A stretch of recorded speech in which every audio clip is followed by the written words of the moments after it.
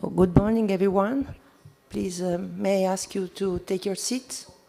And may I ask you, your PEC and colleagues if they can hear me and see me? Yeah, I can hear and see you well. Thank you, JP. JP, do you know if Irwan will be with us or not? Yeah, he has a briefing and everything, so might be a bit late. So.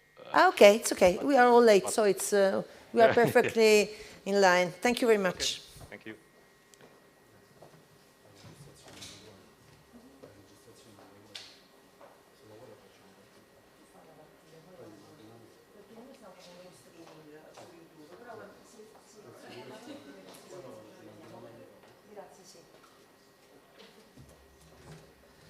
And just to inform you that we are recording the meeting and that the meeting will be on YouTube, so just to let you know this.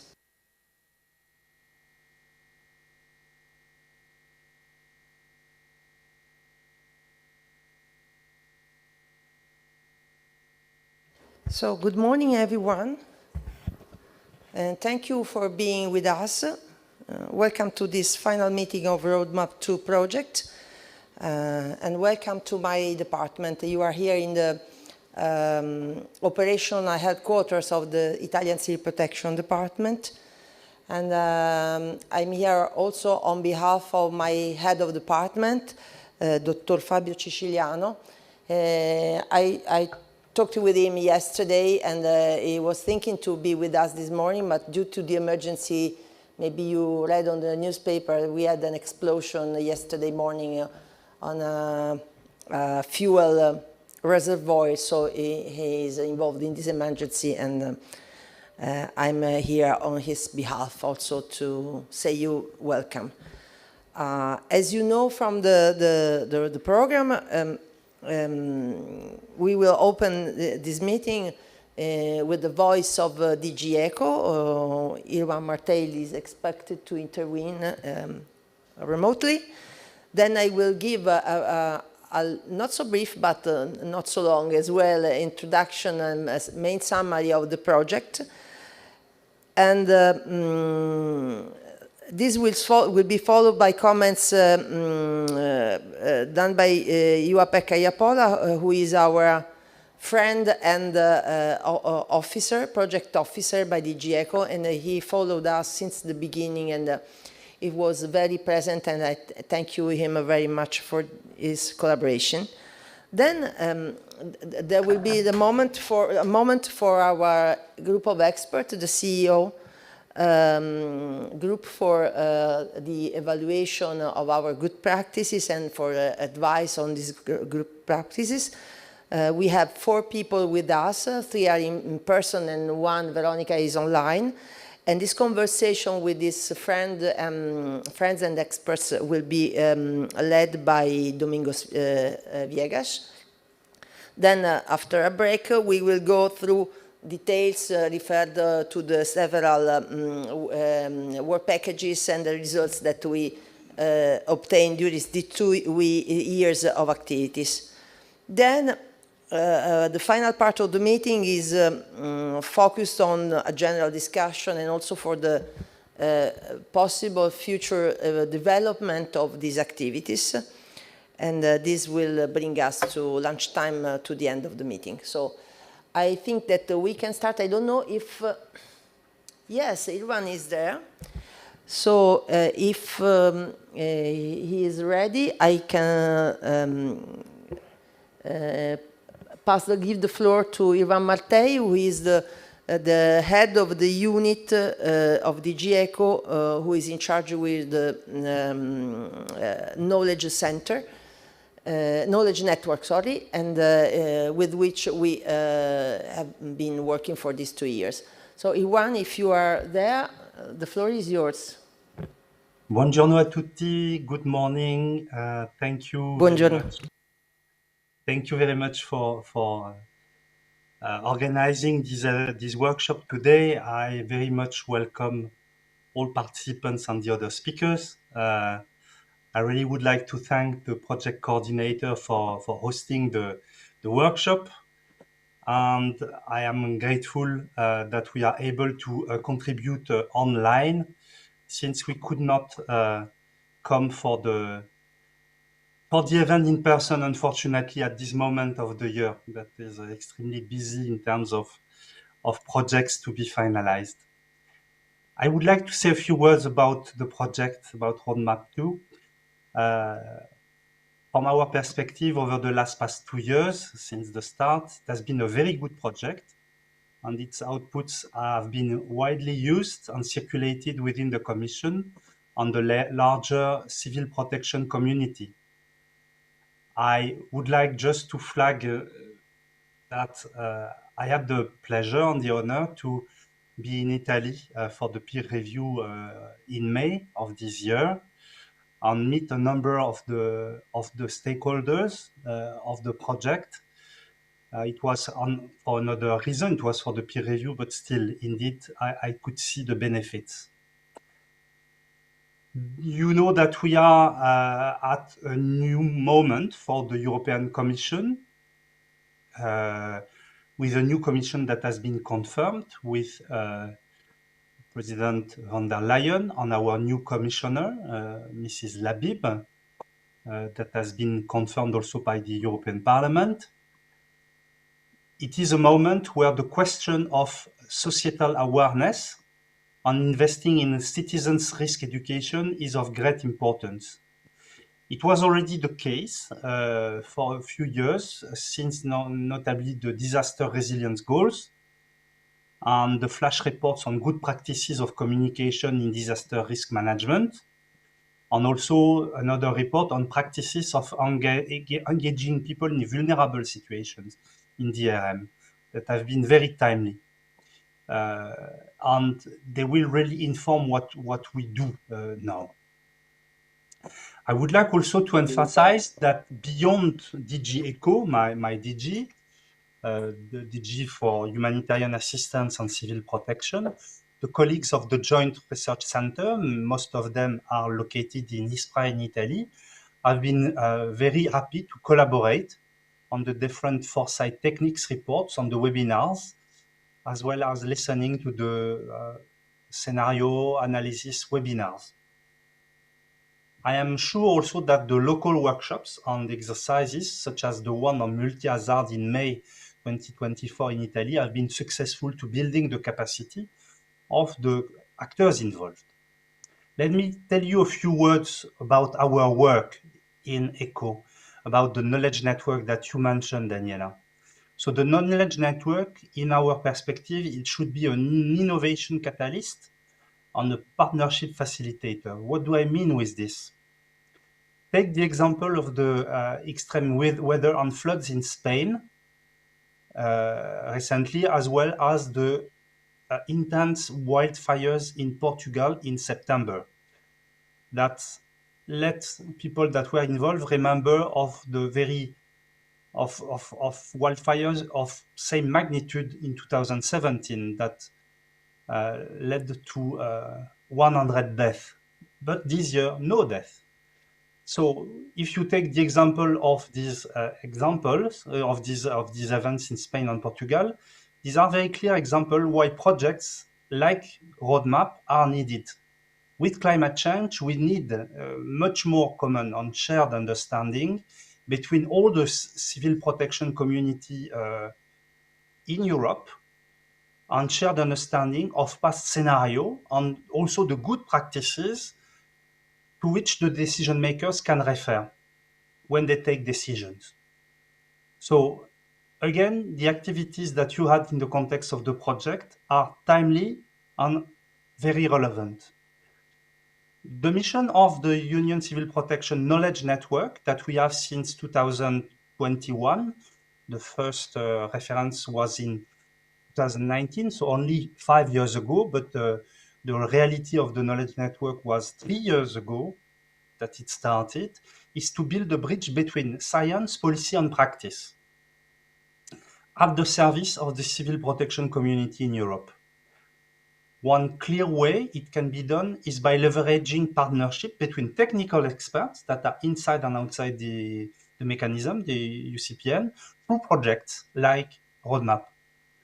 But I would like that for us in ECHO, through the knowledge network, we don't support knowledge sharing just for the sake of it, for the beauty of science. Science is very beautiful, of course, but it's because it applies the knowledge to help the practitioners, both in the European Union and also wider, to address the capacity gaps that do still exist and that can be an obstacle to implementing policies and investments.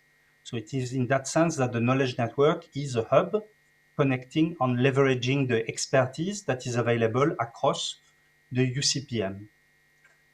ROADMAP2 clearly contributed to filling those gaps and supported the work of the science pillar, because there are two main pillars in the knowledge network, the capacity building pillar and the science pillar. So ROADMAP2 supported the work of the science pillar and the wider knowledge network through the capacity development workshops, the exercises, and the webinars. Let me say a few words on something that is of great importance for us in ECHO. It's the question of the long-term, the project sustainability. We are conscious about the legacy and sustainability of our project results, and we are really happy that ROADMAP2 has already started to use the UCPM knowledge network to disseminate its activities and share deliverables. So well done, and I thank you for that. I would like to encourage the participants and the other speakers to also continue to use the website that we have for the knowledge network, the platform, to upload your activities, to share them and enrich the whole community of civil protection in Europe.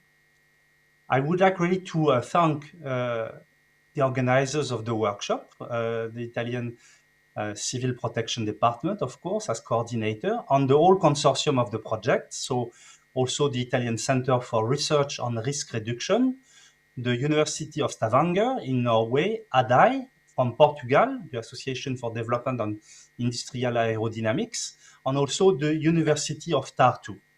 I really would like to congratulate the consortium for a very good project, and we look forward to future collaboration with the project partners. I will stop there, but my colleague JP will later give some more details on some possible ideas to continue in the future. Thank you very much, and the floor is yours, Daniela. Thank you.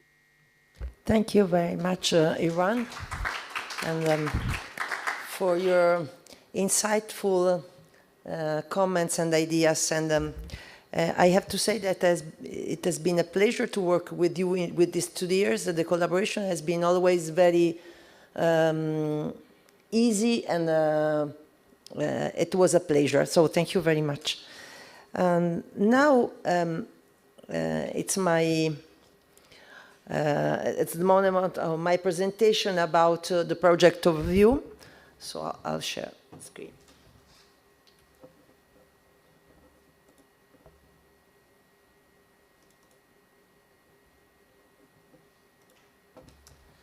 So what I would like to do in this presentation is to give you a general overview of the main achievements of these 2 years of activity, and all these achievements will be addressed with much more details and analysis by the consortium colleagues, but just to have a general view of all the results. So first, who we are. This is the consortium. So there is the Italian Civil Protection Department. There is CI3R, that's this consortium of 9 competence centers of our department. And in this case, the 3 affiliated entities which worked with us were CIMA, Center, and LUIS, that are represented here. And I thank you for being here with us. Then there is, as everyone said, the University of Stavanger in Norway, ADAI, the Association for Development of Industrial Aerodynamics in Portugal, and the University of Tartu in Estonia. Sorry. You know that the project lasted 2 years. The funding is well known, and JP is our contact and project officer. ROADMAP2 is because, as you know, we started from ROADMAP, that was a previous project developed in 2021 and 22. The main results of this project were the solutions, the first version of the Solutions Explorer, that is an open source web platform where we decided to classify and store the good practices in disaster risk management in the field of civil protection. We produced 8 periodical bulletins, 3 thematic papers, 1 vision paper for DG ECO, and we realized 3 webinars. So this is the legacy of ROADMAP. Based on this, we noticed that there were some specific challenges that still needed to be overcome, and that's the reason why we proposed to continue with ROADMAP2. And the main activities and results were going around 2 important objectives that were establishing a community for the European Observatory of Good Practices to improve knowledge, understanding, and replicability of good practices in disaster risk management. And this is what we call CEO, and there are several representatives. We will go in detail on this, but some of them are here, and I thank you for this. And I have to say that always we had some people from the CEO with us, so the collaboration was really good. Of course, there are many people in this group, so you will see it's impossible to have all of them all together in every meeting, but I have to say that most of them has played a role in this project, so it was quite good. And the second objective was the knowledge building and sharing. This was intended through a cycle of seminars and collaborative workshops. We applied good practices in multi-risk scenarios, but we did much more activities than those represented by this objective, because we will see we realized a lot of products. And, but the knowledge building and sharing was the focus. So, of course, all these activities were done within the European Civil Protection Knowledge Network, and we intended the project as something that was servant to the knowledge network. So all our projects, our products were thought to be used and be part of the knowledge network. The project was organized in 5 work packages. I'll go through them with the 1 slide for each, just to give you some hints. The first one was, of course, the project management, in charge of reporting and managing all the activities. And I would like to show this part of the portal of the project, where there are the deliverables that we released. So as you can see, we are perfectly on time. We released all the deliverables, and they were approved, that were attended out, expected up to now, and we are preparing our last deliverable. So from the management point of view, I have to say that the project went quite well. We didn't have any criticality, I may say. So this was good. The second work package was about the building of the community for the European Observatory of Good Practices. We based the building of this community on the previous, starting from the previous advisory group of the ROADMAP project, but we extended and expanded this community, which includes scientists and decision makers and local authorities, experts of civil protection, and so on. And we put together many really valuable people, and I will show you. We have Christina Anderson, Chi Brower, Adrian Bukalowski, Peter Daly. I saw that Peter was with us. Then we have Gary Ellingson, Raffaello Fico is in presence, Carmine Galasso, Veronica Grasso, she's online, John Hall, Lucia Castro Herrera, Marco Lombardi, Carlos Mendes, and Massimiliano Pittore, Caim Rafalowski, Susanna Stanton-Getz, and Alexander Tavares, Arver Ustaru, Marilyn Vin, who is with us, Gerard Votawa, Gabriel Santopoulos. seeing all these people all together, you will remember their faces in several meetings. So this confirms that they were with us. They are still with us because some of them are here today with us. And this is a very well-built community. I'm very happy with this community. A lot of interaction and also a kind of friendship with some of them. So this was also a very good result of the project. Moving to the third work package, we dealt with good practice and scenarios. So we had to define a framework for the identification and assessment of the good practices in disaster risk management. And we had to prepare some example scenarios that were tested later in local exercises in our countries. And indeed, we realized this framework and used it to classify and to select the good practices. And we discussed a lot about this framework with our colleagues. So it was really a well-thought approach that we decided to apply. And this implied also the realization, these work packages implied also the realization of multi-hazard risk scenarios.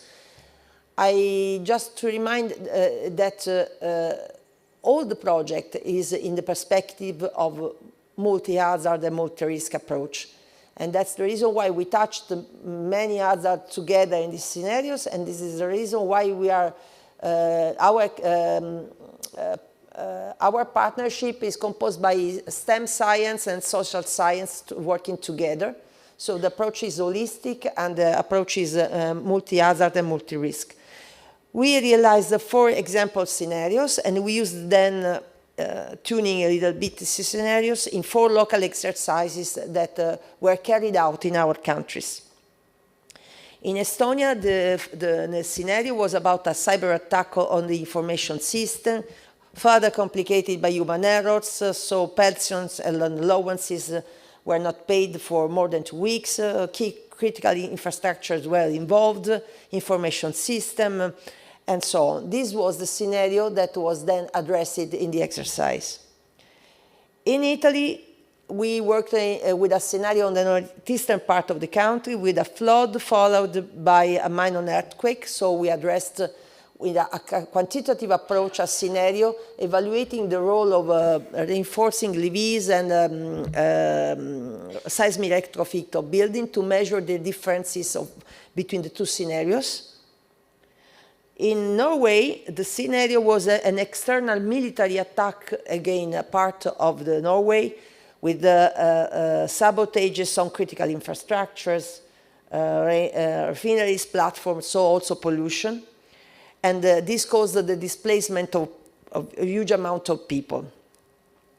And finally, in Portugal, they addressed a scenario with wildfire under extremely dry and hot conditions. And this was followed by intense rainfall and strong winds that led landslides and flooding related to the damage that the fire had caused to the territories before. So very complex scenarios addressed in different ways with different perspectives. And I have to say that the local exercise that we carried out based on these scenarios were very interesting, and we collected many good practices. We tested, we analyzed many good practices, and collaborating with the local authorities and local practitioners. Next work package, the work package 4, was about the Solutions Explorer. I mentioned it as a result of ROADMAP 1, let's say, but we had to upgrade it because we decided to work in this program, in this project, also following the path traced by the Union Disaster Resilience Goals. We shared this decision with DG ECO. These goals are very important for the Union Civil Protection Mechanism. So we added this as selection criteria, these goals. And the Solutions Explorer is available at that link, is online, and it includes now more than 90 good practices that have been already uploaded. So it's a box, but it's also a content that starts to be important because we are going toward 100 good practices inside. Last but not least, and very demanding work package was about the knowledge sharing. It included the realization of collaborative workshops, webinar, test exercises, flash reports, and the creation and maintenance of website and social media. This is the list of a synthetic list of the activities.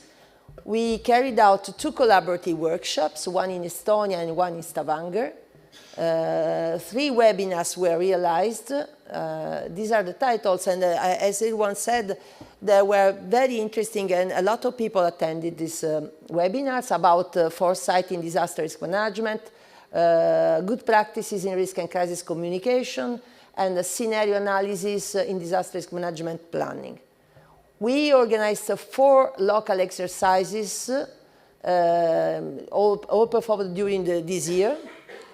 And we delivered 3 flash reports that are documents that have a medium length and are very interesting to be read. One is about the foresight, so the first one and the third one are related to the webinars. And the second one was about about the engagement of people in vulnerable situations in disaster risk management. So with an eye on the vulnerable people as well. We have, of course, a website. This is the homepage and the link. And we we presented our activities through the years on Facebook, Twitter, X as you will, LinkedIn, and Instagram. And that is all from my side. It is a very brief overview, but as you have seen, it's very dense of contents. We worked a lot, and I'm very happy with the collaboration of our colleagues. So I think that now I can, based on this general overview, can leave the floor to JP, our project officer, JP Iapola, from DG ECHO. JP, the floor is yours, please. Hello, Daniela. Thank you very much. I'll try to share my screen just for a couple of slides, if I'm able to.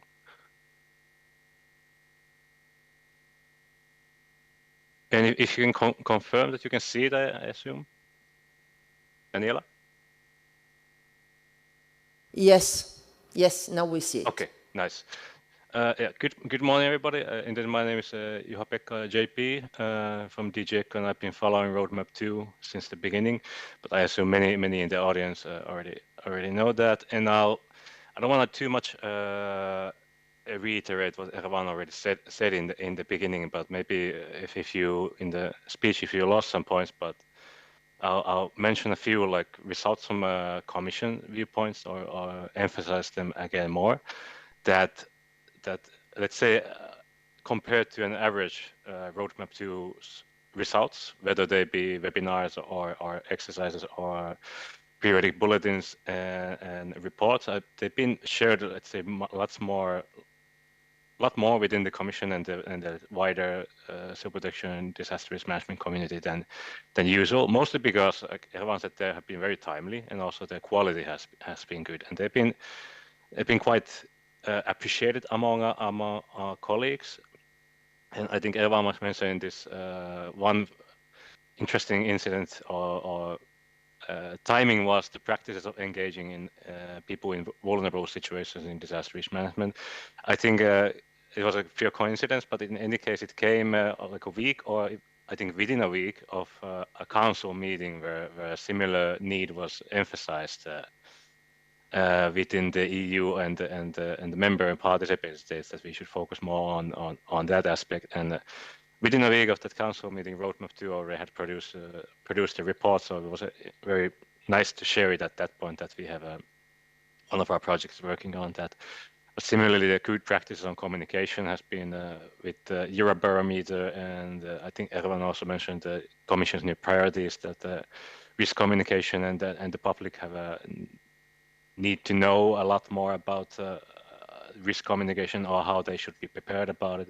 So all in all, those have been suspiciously well timed. I think you might even have a spy somewhere within our ranks. But and it's often might be only the unit that is managing the project, or like one or two technical officers who might be enjoying the results or assessing the results in a smaller circle. But it's been quite interesting here in different meetings or different avenues, like within the Commission, not only DG ECHO, but other DGs and the Joint Research Center. And I know that, for example, I remember that the DG Research and Innovation, their climate adaptation people have also mentioned ROADMAP2 in its webinars at some point.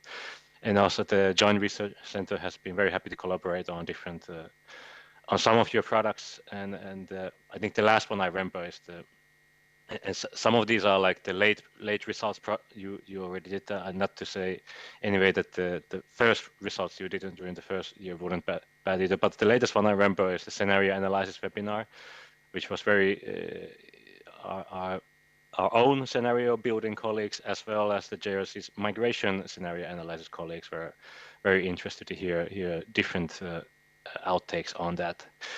And this might not always, let's say, the normal capacity building, normal as in quotation marks, like local workshops and exercises, they might often disappear. They are not so, let's say, sexy that you have one webinar and there's hundreds of people attending it, or there's one nice publication. But we often consider them somewhat of a no regret option, that they always produce some level of benefit. It might be very local, but I mean, that's in any case the idea, that not the Commission, not one member state or participating state, or not one project especially can change the world. So, or even like a region, not necessarily. So they're always very beneficial in building the local capacities and building networks over there, and so on.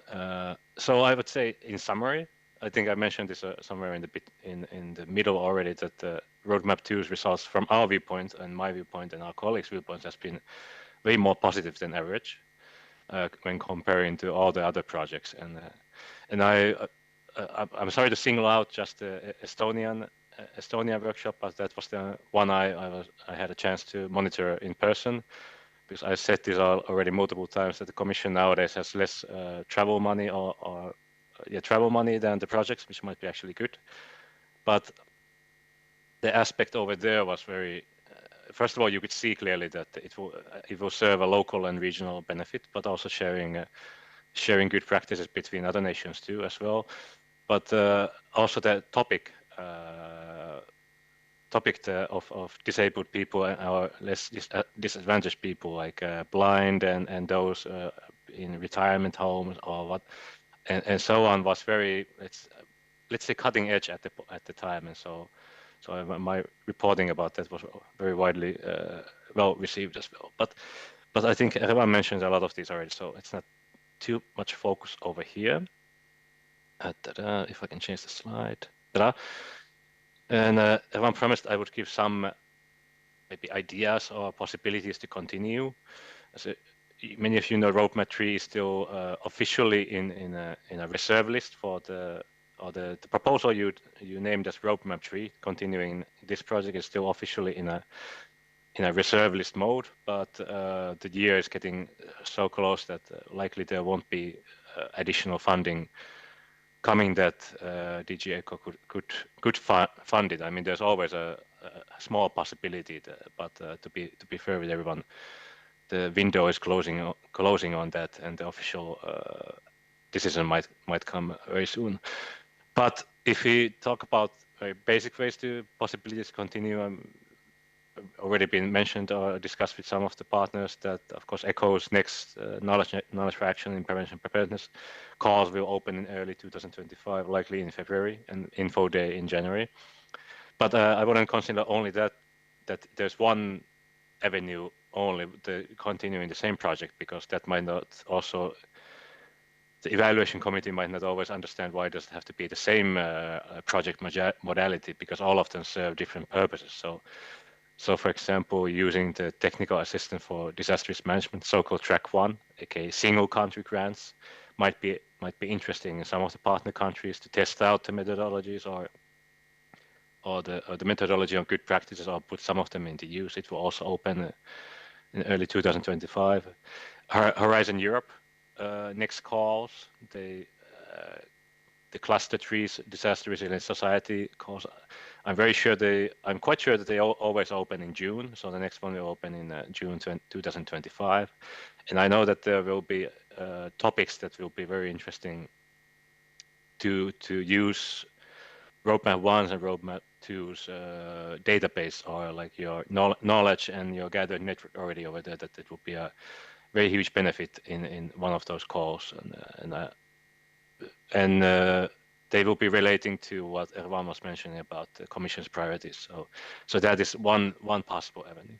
But there are, of course, going away from the, let's say, more classical projects, there's also the EU mission adaptation to climate change, which I don't remember now when exactly they open in 2025, but very easy to check on the funding and tenders portal. And they can be very similar to disaster risk management calls. I mean, they are also funded by Horizon Europe a lot, or they have technical assistance project over there too. So that's very apt, another avenue.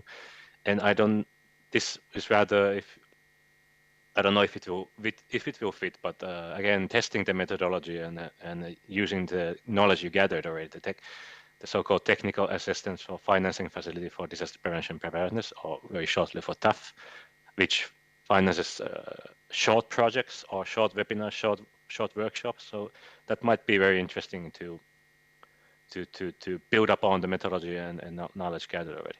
And there's this one that we don't personally, or the Commission doesn't handle it themselves, but I've heard of in similar situations being it used. So the cost actions, European cooperation in science and technology calls, they are basically very bluntly meant to be that you continue, you have your results, and then you continue sharing it and building up the network. So it's not meant for nothing else than that. But that's very easy to find on Google and how it works. I mean, it's European Union funded, but it's a separate organization handling it. But that might be an interesting way to also follow up on the legacy and sustainability. And I've emphasized this many times already throughout the project, and Erwan also kind of mentioned it, that, well, you've been already very good in communications-wise, sharing your results publicly and on the Commission's Knowledge Network website. And I know this is not necessarily in your grant agreement, and you might be running out of personnel to fully put all of your material on the platform, but as one aspect of legacy building and possibly continuing in the other avenues, whichever it may be. But it's very useful if you, as much as possible, are able to upload or propose to upload to our communication staff your reports and the case studies and whatever you find feasible to the so-called knowledge library. So, because that will be as eternal as European law. So it's in the Commission's decisions that we have to uphold the knowledge library. I know it's very new, and I think there's still some technical issues or bottlenecks, or it might be that uploading the documents is not that fast yet. But at least that way they stay very clearly upheld online and can be used for others in knowledge sharing mode. But I'll stop there, and Daniela was kindly saying that cooperation has been fluid, and there have been no, I think you used the term criticalities, which is which I can fully agree with. That ROADMAP2 has been a pleasure to monitor and to cooperate with, and it has been a very good project. And from not only my own viewpoint, because I'm always biased, but also from many others. And I like to emphasize that much higher, let's say, buzz around the corridors than on any average project. But I'll stop there and give the floor back to you then. Thank you. Thank you very much. Thank you, JP.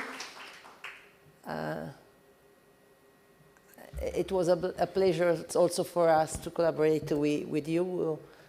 Very good. We did it was a very nice way to work together. So thank you very much.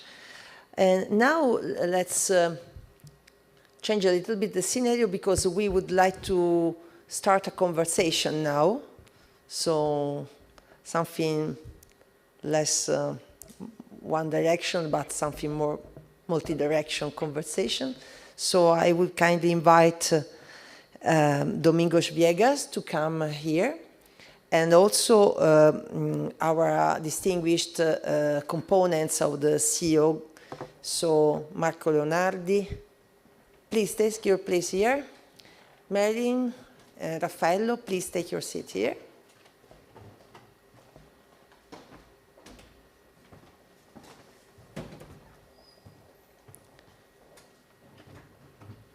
And there will be also some other colleagues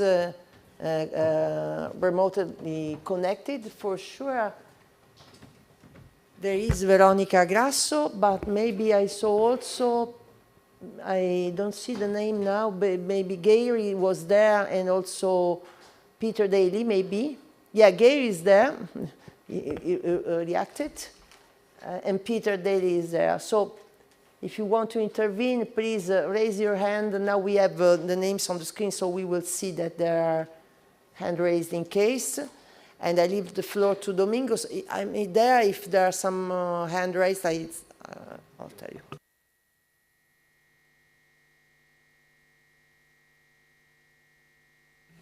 Thank you very much, Daniela. Good morning to everyone. It's a pleasure for me to be sharing this conversation. We have only 30 minutes. I think it will be short to speak about so many things that we achieved in the project. For us, from ADA, it was also a great honor to participate in the ROADMAP2, in continuation of the roadmap. We have already seen in this initial presentation the success that the project had. And the project in its title has this name of European Observatory. And one of the goals that we tried to achieve, and I think that we were quite successful, was to create this community of people that are helping Europe in observing the problems that are raised by the multi-risk crisis management. And as it was stated, it is something that should continue beyond the project, let's say. That was the purpose of creating this group of people, of course, counting with the partners, but also people from different walks from the society, different backgrounds, that helped us during these 2 years plus 2 years to achieve the different objectives that we had. And as was highlighted by the Commission officers, it's very important that a group of people works at the side of the Commission with new ideas, with initiatives, with local activities that can promote and foster what is the mission of DG ECO and of the whole Commission. And as it was already presented, and it will be showed more in detail in the next part of the meeting, we developed lots of activities. We developed the webinars, we developed these flash reports, we developed these scenarios. And this is something that the project was very much around the building of scenarios and finding good practices. I will make a round of the table. First with our members of the CEO that are here, asking what in your perspective was, let's say, the main challenge of the project, what we achieved? If possible, that's also what was your personal contribution to this activity, and how you see that this sort of work should and can continue beyond the life of the project roadmap. Well, I'll start with you, Marco. Thanks, friends. Thanks for this invitation. It's always difficult to talk at the end of a project, and even if the main task is usually how to go on, of course, when we are going to close, we are already thinking for the next step. Let just me say that I really enjoyed this participation and I found the result quite impressive because the cooperation that we had in the past month, that it is not usual to have such a cooperation in the EU project, that at least for us academics are more focused on the academic result. That means papers and money, that to a typical academic result that we need joining the EU project. On the other side, on this project, we had less money and less paper as the academics, and the real result was the possibility to share knowledge and to develop a network of people working together. I think that is the legacy that we have to bring and to take going on after the project. From a more theoretical point of view, I think that the key point is the way as we address risk, that is a multi-risk perspective, is still unusual when we talk, not in the department, but when we talk about civil protection in Italy, to consider risk as the one we addressed in Estonia or the one we address in Norway, for example. The one we address in Italy is quite the typical one everybody can expect that civil protection has to address in our country. But this is important to consider, because I think that the perspective of the eco mechanism, that the European perspective is the only one that can push civil protection to face the new risks of the next years. So we have to move out of, how to say, countryside perspective to address a more wide range of different risks, even if those kind of risks are still now out of the country perspective that we already assume. So this is a good result from my point of view of this project, that asks us to going on to keep the relationship for the next future. Probably the easy way is to stay on some cost project, for example. That is the easy way to keep relation going on one side, and I'm not sure that the Horizon project could be one of the best results. It's more academic than what we expect. It depends.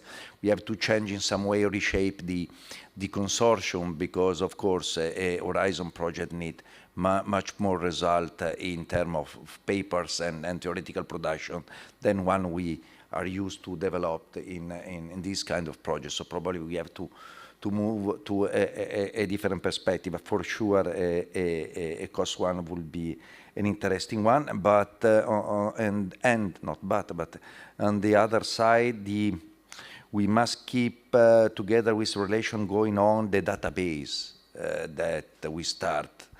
We have to improve it because the database that we start to develop, that is more than 90, if I remember, more than 90, not best, but only good practices. Good practices, we have to improve it, and probably we have also to try to define it as a knowledge base in which we can manage and train some artificial intelligence algorithm that can help us to use this database to develop new risk scenario. This is probably a new technological perspective that we didn't explore enough in the past 2 years also, because that's quite new technology, of course. But, for example, it's something that we are doing at the university, and it seems to me that could be a very interesting training, the one to train algorithm of AI, and could be a very good result, for example, for the next CEO working together, because the good result comes if we can share all the perspective in this multi-risk artificial intelligence. I don't know what scenario defining, what you want. You are much better than me to get the right title to propose to the EU. So that's my first comment. Thank you, Marco. May I invite Evelyn to give your perspective on this same issue? Yes, thank you. Thank you for inviting me to this project. It was really nice to be with you and to meet with you and discuss with you. I really appreciate person-to-person meetings, because there are always some layers more than only in webinars.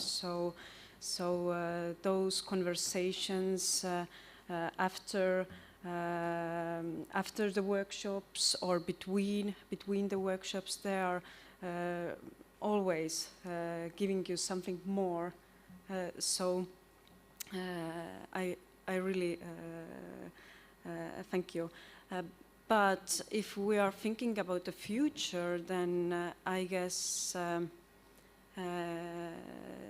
right now the society is more vulnerable because of the different risks what we have around us, and if we are thinking about multi-hazards, then I think we should, and also the Commission should, more think about those different practices, what have been like good practices, how to deliver them quickly to different risks, what could be beyond to us. Maybe there are some suggestions in the future how to put together scientific side, practical side, but also how to go to the political side. So there are those. This is the platform where our decision makers. So it is important to put those three parts together. So it is for good collaboration, and it is for best for us. Yeah. Thank you very much. May I now invite Raffaello, if you could, please. Yes, thank you for being here, for inviting me. I was very, very proud of being with you all this period. Sometimes I was not very present, I'm sorry for that, but it was very, very helpful for me. I am a decision maker about reconstruction in Italy.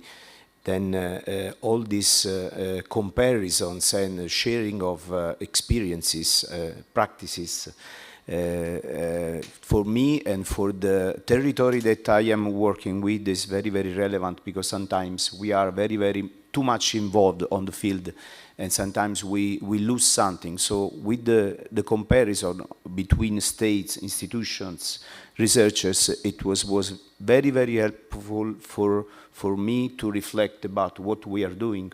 We rebuild, sometimes forgetting the risks, the multi-level risks. We are on the field because of seismic reconstruction, but having a multi-level risk and scenarios gave me the possibility to think in a different way. So for the future, in my opinion, we should go on with these projects, but involving also someone who's representative for the citizens. In my opinion, now that we are rebuilding and regenerating our territory after a disaster event, in my opinion, we should involve someone who is who is closer to social and economic aspects, and also to the citizens. So in my opinion, to better communicate outside of our tables is very, very helpful for the sense and the objective of a future project.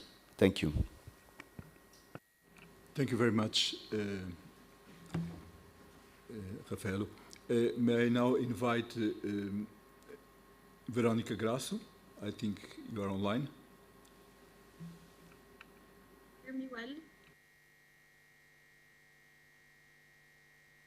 Can you hear me? Hi, Veronica, we can hear you, but not so loud. Can you try to speak louder? What about now? A little bit better, thank you very much. Okay. Thank you very much for inviting. I hear a lot of echo, actually.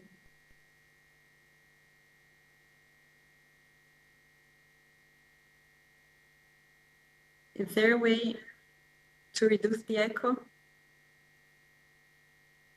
We don't know. I can ask if there is someone with which is not muted to mute their microphone online.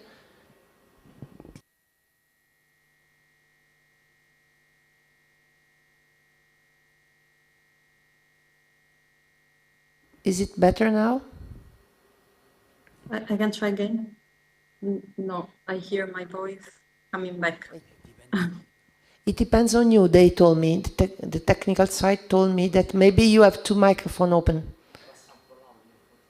Maybe you have your audio that's too loud, or you are in with two. I think that you are in with two links, because I saw your name twice before, so maybe you have something that's not. So maybe I try to disconnect and I will reconnect. Okay, thank you very much. Sorry for this.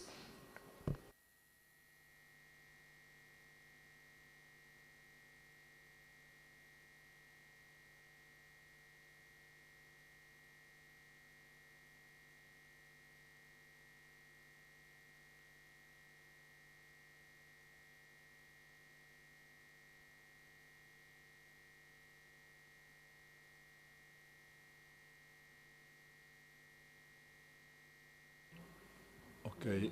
Well, while we wait for Veronica, may I ask Gabriel, are you online if you want? No? Peter Daly. Okay. Peter Daly. Okay. May I ask you to give your...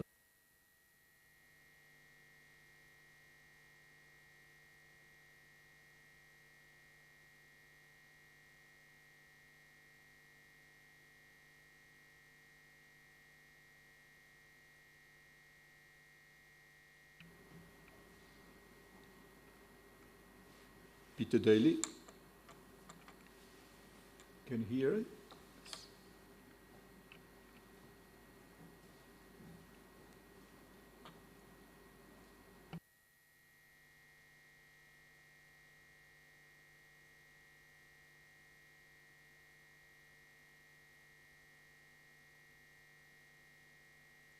I reconnected. Can you hear me? Yes, now we can hear you very well. Is it okay? Perfect. Okay. Yes, me too. It's much better. So thank you very much, first of all, to inviting me to be part of this project. We are very proud to be involved and to have contributed to ROADMAP2 project. And thank you for inviting me to this last meeting. Unfortunately, I couldn't join in person. So I agree with all of the colleagues who spoke in this session on the added value of this project of sharing knowledge, of the spirit of collaboration, bringing people together, also from different areas of expertise. This was, I think, an incredible value added for the community, the DRR community. Personally, I really appreciated all of the discussion and the work that was done to develop the methodology and the framework for analyzing the good practices. So as part of the Met community in WMO, in the World Meteorological Organization where I work, we've developed many case studies from our community, but there was no, until now, a proper methodology to really screen, analyze, and see criteria for defining a good practice as we've done within this project. So I think this was very important also in the future as a legacy for the community. From our side, of course, we see that climate change is impacting everyone, every country in the world, and we experienced this recently in the past years. This has been really the trend, and unfortunately, it will be the trend in the future. So, looking forward within this group, our suggestion could be also maybe in the future for the work to continue, have a stronger focus on climate risk. And I saw in the presentation previously that there's, for example, a call that links this work with the climate change adaptation, which could be interesting, given that, for example, the unfortunate situation in Spain recently and in many other countries in Europe as well. So I think linking the work that we've been doing with, longer perspectives and going into climate change adaptation and having a stronger focus on applying this for climate risk purposes, I think it could be very interesting given the recent unfortunate situations. So in addition, it would be also good to have National Met Services represented in this work. It's, of course, a multi-risk approach, and having the National Met Services from different countries, it could be an interesting addition as well as we move forward within this work. So thank you very much, and I wish you a successful meeting, and thanks for inviting me. Thank you very much, Veronica. I'd like now to call Geir Ellingsen.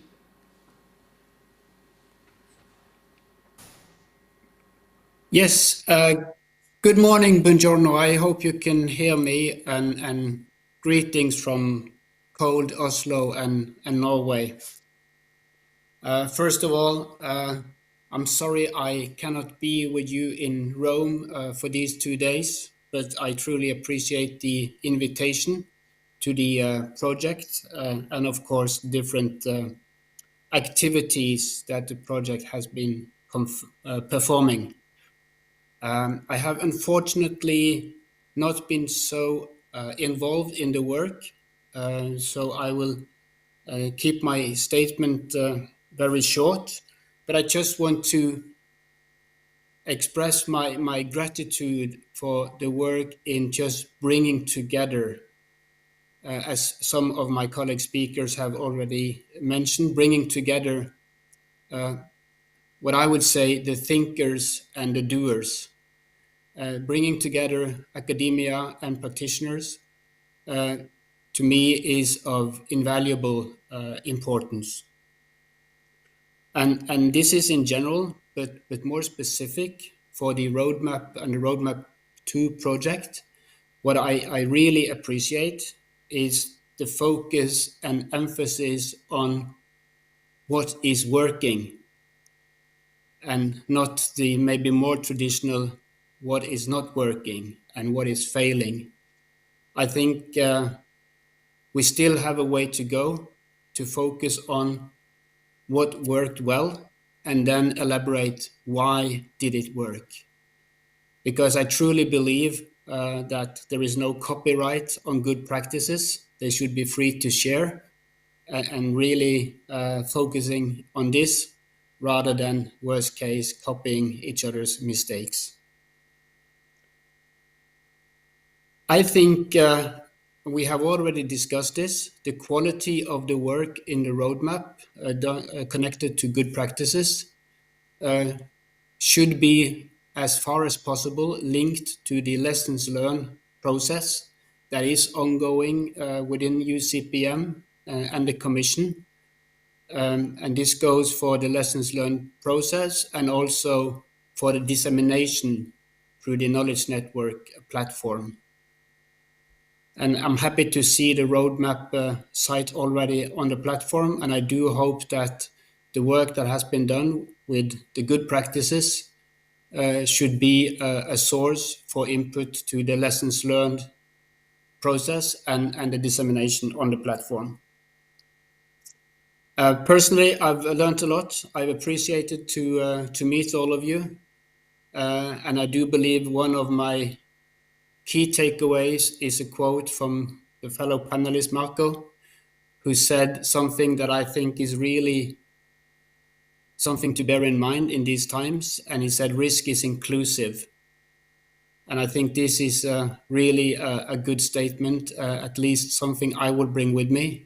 This is something we all are facing in our different lines of work, being on the different decision-making levels, all the way from local to the strategic level, and in the different sectors. So again, thank you for inviting me, and best of luck with the onwards discussion and the meeting. Grazie. Thank you very much, Geir.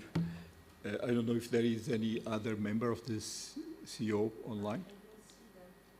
No. Okay. Daniel, I think we have still a couple of minutes according to the... Yes. Okay. I would like to pick up this idea that was brought up by Geir about the relevance of the good practices. As you notice, it was one of the goals already of ROADMAP 1, and now in ROADMAP 2 it was, of course, more expanded and more structured. But my second question would be, how do you see these good practices and how we can implement them or promote that these good practices are multiplied and they are, let's say, better explained and disseminated as we try to do in the project, but perhaps not yet with such a dimension as this topic deserves. And I'll follow the same order. Marco, please. Difficult question how to promote. I think that at the present we have a very good list of good practices. Now the next step is to improve, share, and then find a way to customize, because I do not think that any good practices could be used as it is, but has to be evaluated and locally customized. And this is probably also a second round in which all the CEO can be involved. I mean, I wish to, after we have a list and evaluated altogether the list, I do not think that this kind of customization must be done alone, but must be the result of a cooperative effort managed by all the experts focused on the characters of such a specific country going to customize.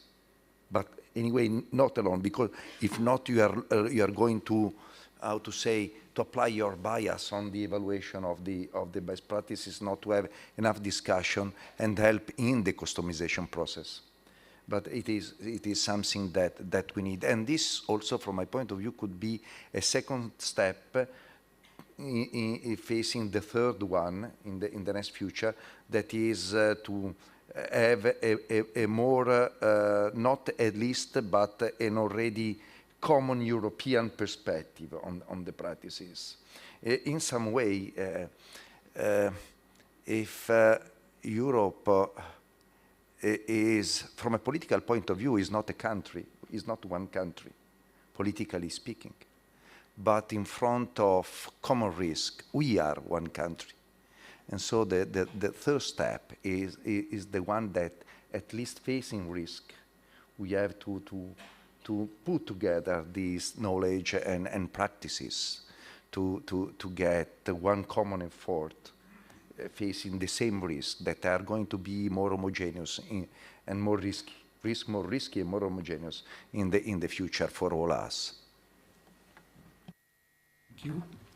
The second question too. Okay, it's a good question. I really believe practical side that if you have think everything through, bring all groups together and discussed how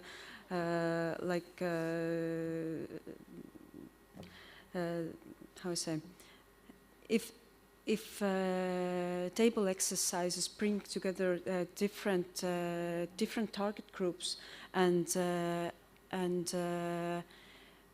only by this you can really have really good feedback. Is it working or not? If you haven't think about those good practices, if you are at a regional or municipality level, then if you don't have previous experiences, then you can't get it. If it's crisis, you have to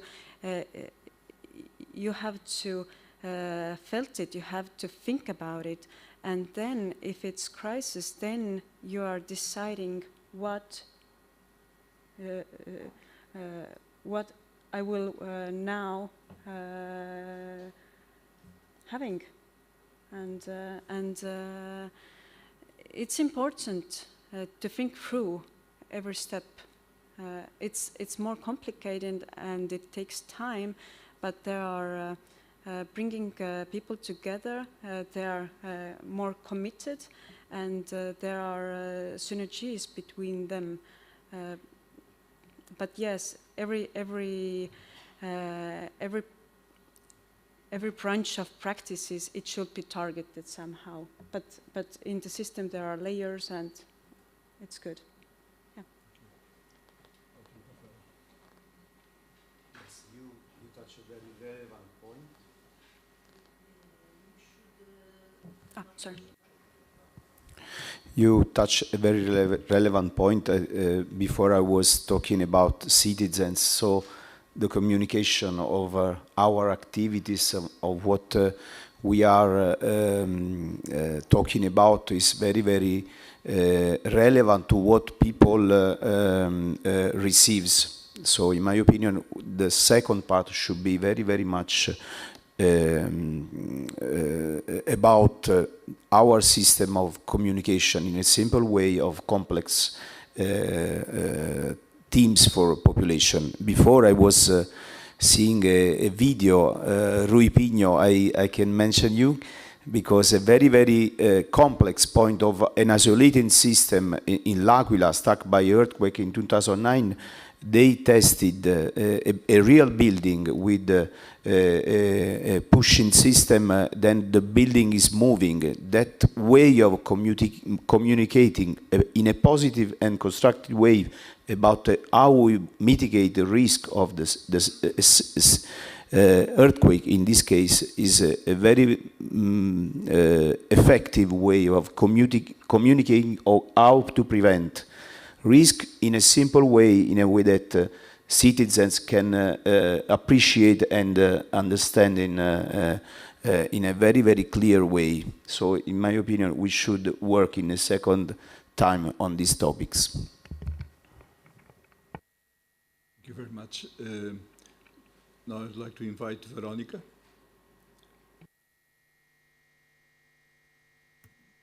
Apologies, I didn't hear the question. If you could repeat. Yes, Veronica, is how we can work better with these good practices to find them, to work with them and to promote and disseminate them as you are doing, but perhaps not yet with the dimension and scale that is necessary for this very important tool of sharing knowledge in multi-risk management.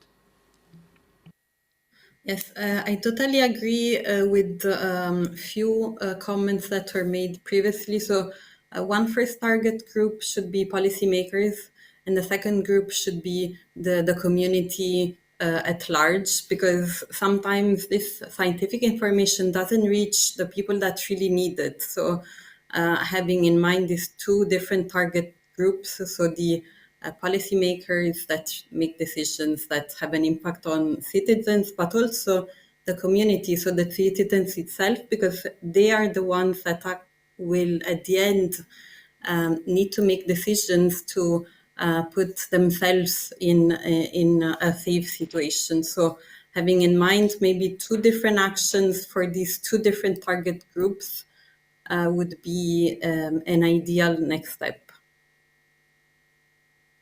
Thank you very much. And now to you, Geir. You already mentioned some ideas about this topic, but if you agree, I would like to ask you if you could emphasize more the relationship. Well, excuse me, the relationship between this work and the lessons learned practice that you mentioned also that is already exists in the Knowledge Center.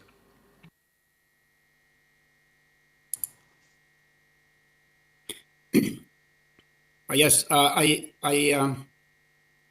think that what was said about customizing the way of using or approaching best practices to the target audience is key of key importance.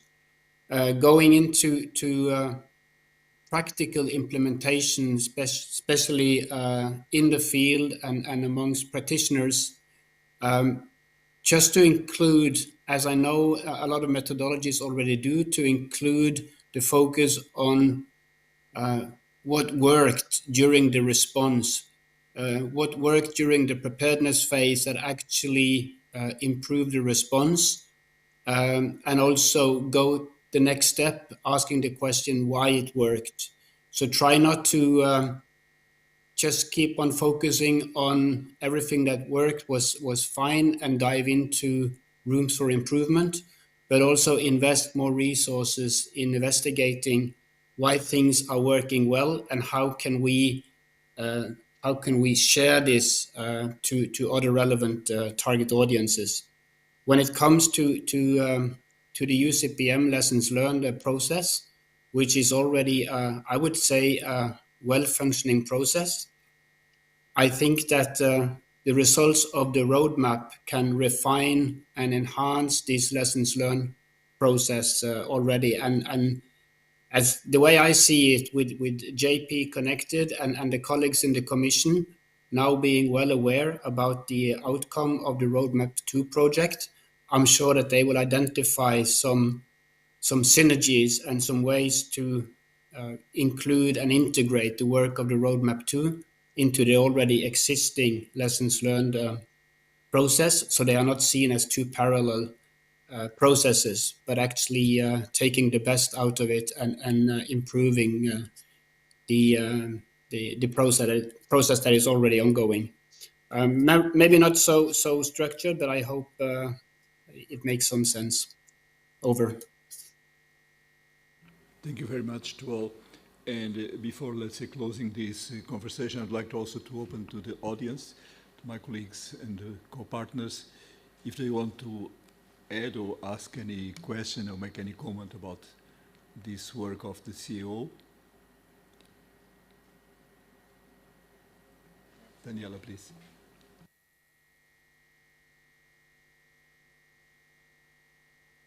I would like to comment on one thing that Merlin was saying about testing of good practices, because I think that in our process this is something that we should enhance, because we collected and classified good practices. We had some criteria, so we can imagine that someone will find these practices good for them, tailoring a little bit, customizing these practices. But that's true, especially regarding good practices that could be used during a crisis or during an emergency.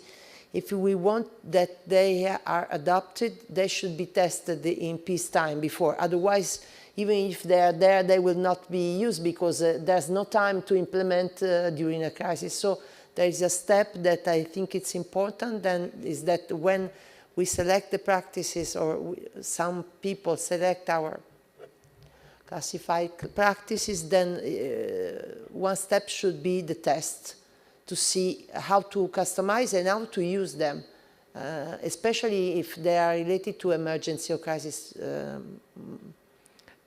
part of the risk cycle. You, please, Björn.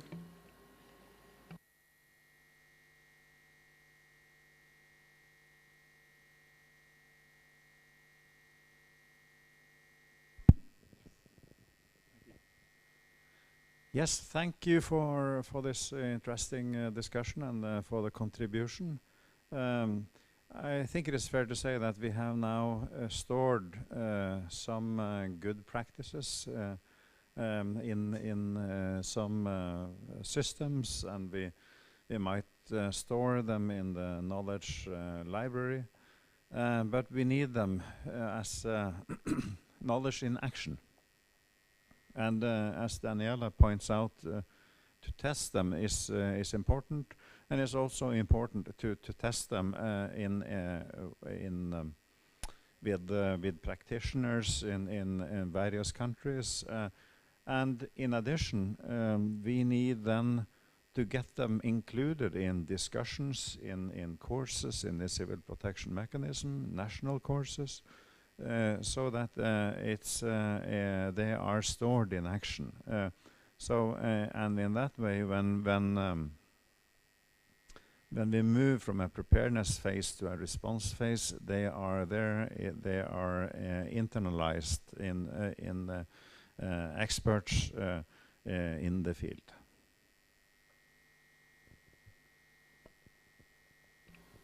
Thank you. Is there any other comment or question? Okay, then it's my role to end this conversation with our CO members that were present here, that were online, but also we are thankful to all those that accepted to be members of this CO and together with us helped to develop this project. As it was already highlighted by the previous speakers and the members of the Commission, this project has been quite successful in developing some innovative ideas, some innovative methods of communication in this very challenging problem of multi-risk management. And this example of the good practice, I think it's a very good case that we should sustain, because we can see in different projects, in different activities, in different committees, they are looking for good practices, but we find them dispersed in many places, in many sites where it's difficult to find them. Our attempt in the project, and I think it is one that should continue, was to bring them together, to have them organized and to make them accessible to everyone, so that people can at least look at them, can test them, and can customize and apply them for their own purposes. For me and for my team, it has been a privilege to participate in this project and to hear so wise people as the ones that we had already speaking today. And as it was certainly realized by many of you, many phrases that are said in these meetings are ideas to be kept and to be registered, and I think that we shall continue to contribute to and work with Europe even beyond the project on this field. Thank you very much to all of you.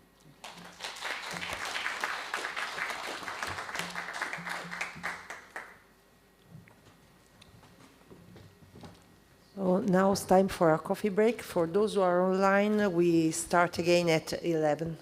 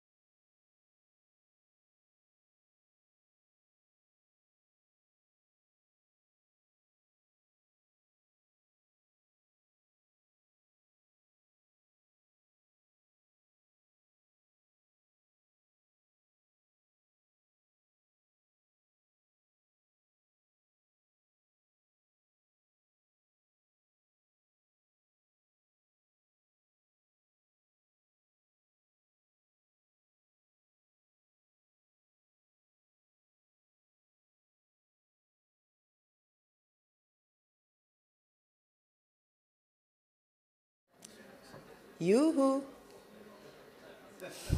Yoo-hoo.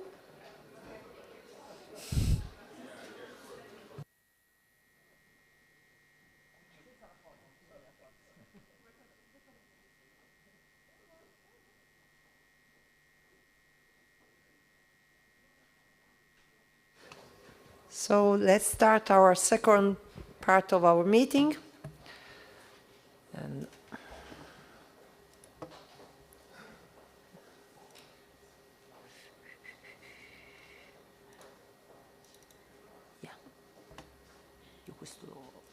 okay.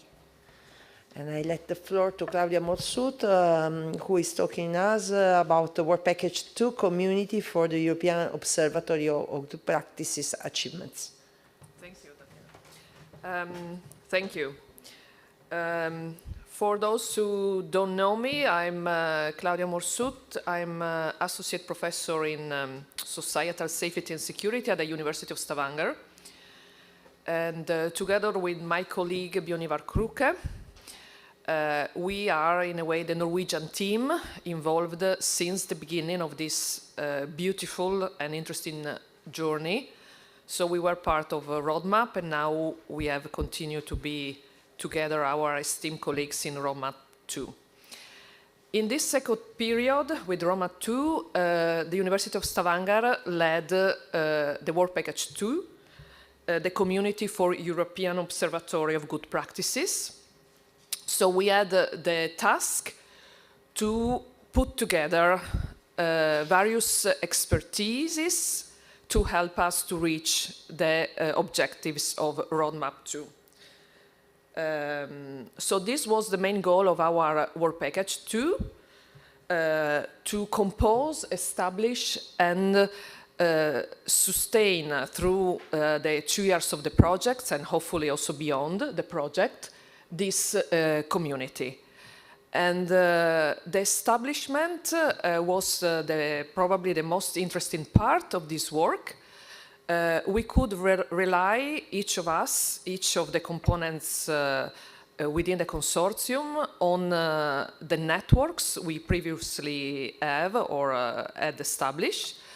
We had a quite good idea what we were looking for in terms of expertise, good commission between researchers and practitioners. As Daniela pointed out earlier, we had the example of the advisory group from ROADMAP. And we ended up with the experts that Daniela previously showed.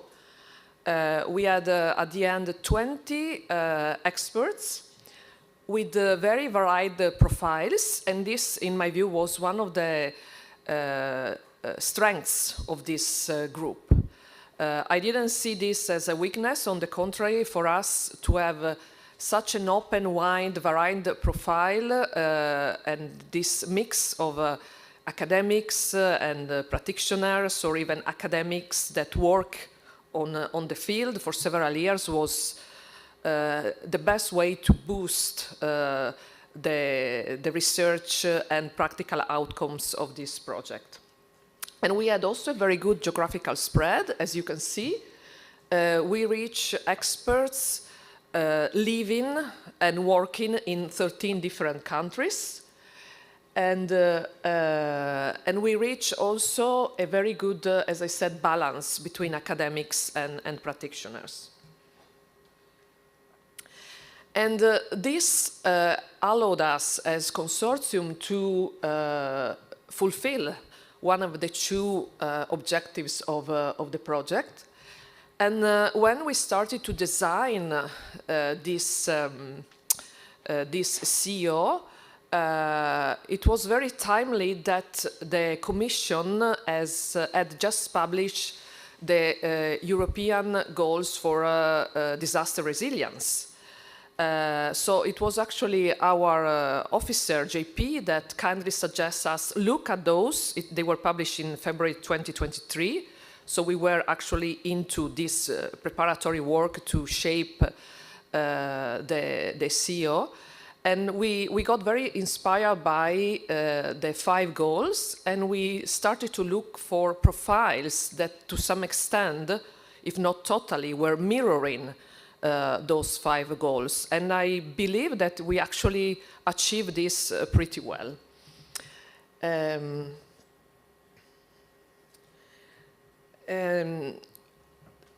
a way, having with us in these 2 years these experts for the CEO allow us to fulfill one of the main achievements, not only within this Work Package 2, but in general, this was beneficial for all the project and also the various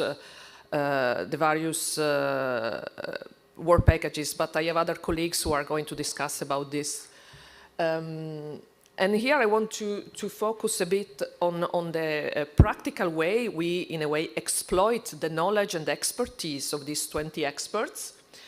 It was mainly through very fruitful and valuable discussions.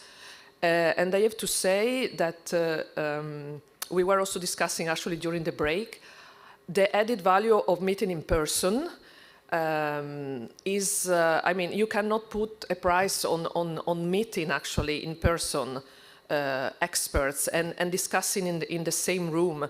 I think that knowledge sharing is absolutely boosted. But we have also, of course, to use hybrid, as today, hybrid systems, and we use also for a couple of times only online. Online way to exchange our views. But I have to admit that the meetings in presence were the ones I enjoyed the most, thanks to the possibility really to share and deepen aspects that perhaps a meeting via Teams doesn't give the same boost. We use also some emails exchange. And we tried in a way to be very, very professional in approaching these experts, because we all knew that they were very busy, and Geir also underlined this, and he said earlier that he regretted a bit not to be more present, and we understood as a consortium this. So comparing in a way to the way we approach the advisory group in ROADMAP, in this ROADMAP2, we tried to be a bit more structured. We sought to send eventually documents that we needed advice on earlier, giving, of course, deadlines, but still seeking not to bother too much these busy experts, but at the same time seeking to receive the amount of knowledge we needed to achieve the goals of the project. And I just want to briefly give you one of the main examples on how we exploited this knowledge. Other colleagues will deepen these issues in the presentation of the other work packages. So I just would like to briefly focus on these aspects. When we prepared one of the deliverables in Work Package 3, and my colleague Maria will talk about this, I personally think that it was a very, very good process in the way we involved these experts in receiving feedback and advice on the methodology we developed through the framework of Work Package 3. And we also received quite a lot of good inputs and insights on actually good practices, and some of them were registered and uploaded in the Solutions Explorer.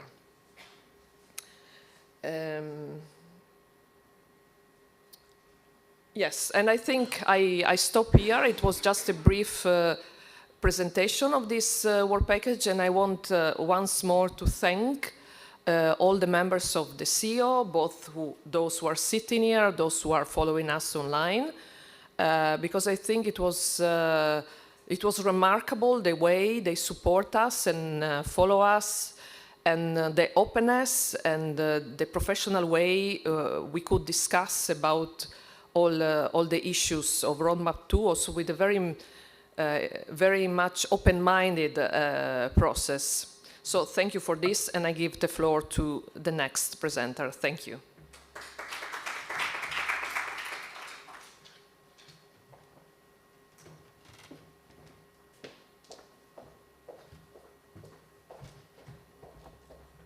Next one is Maria, work package 3. I'll help you.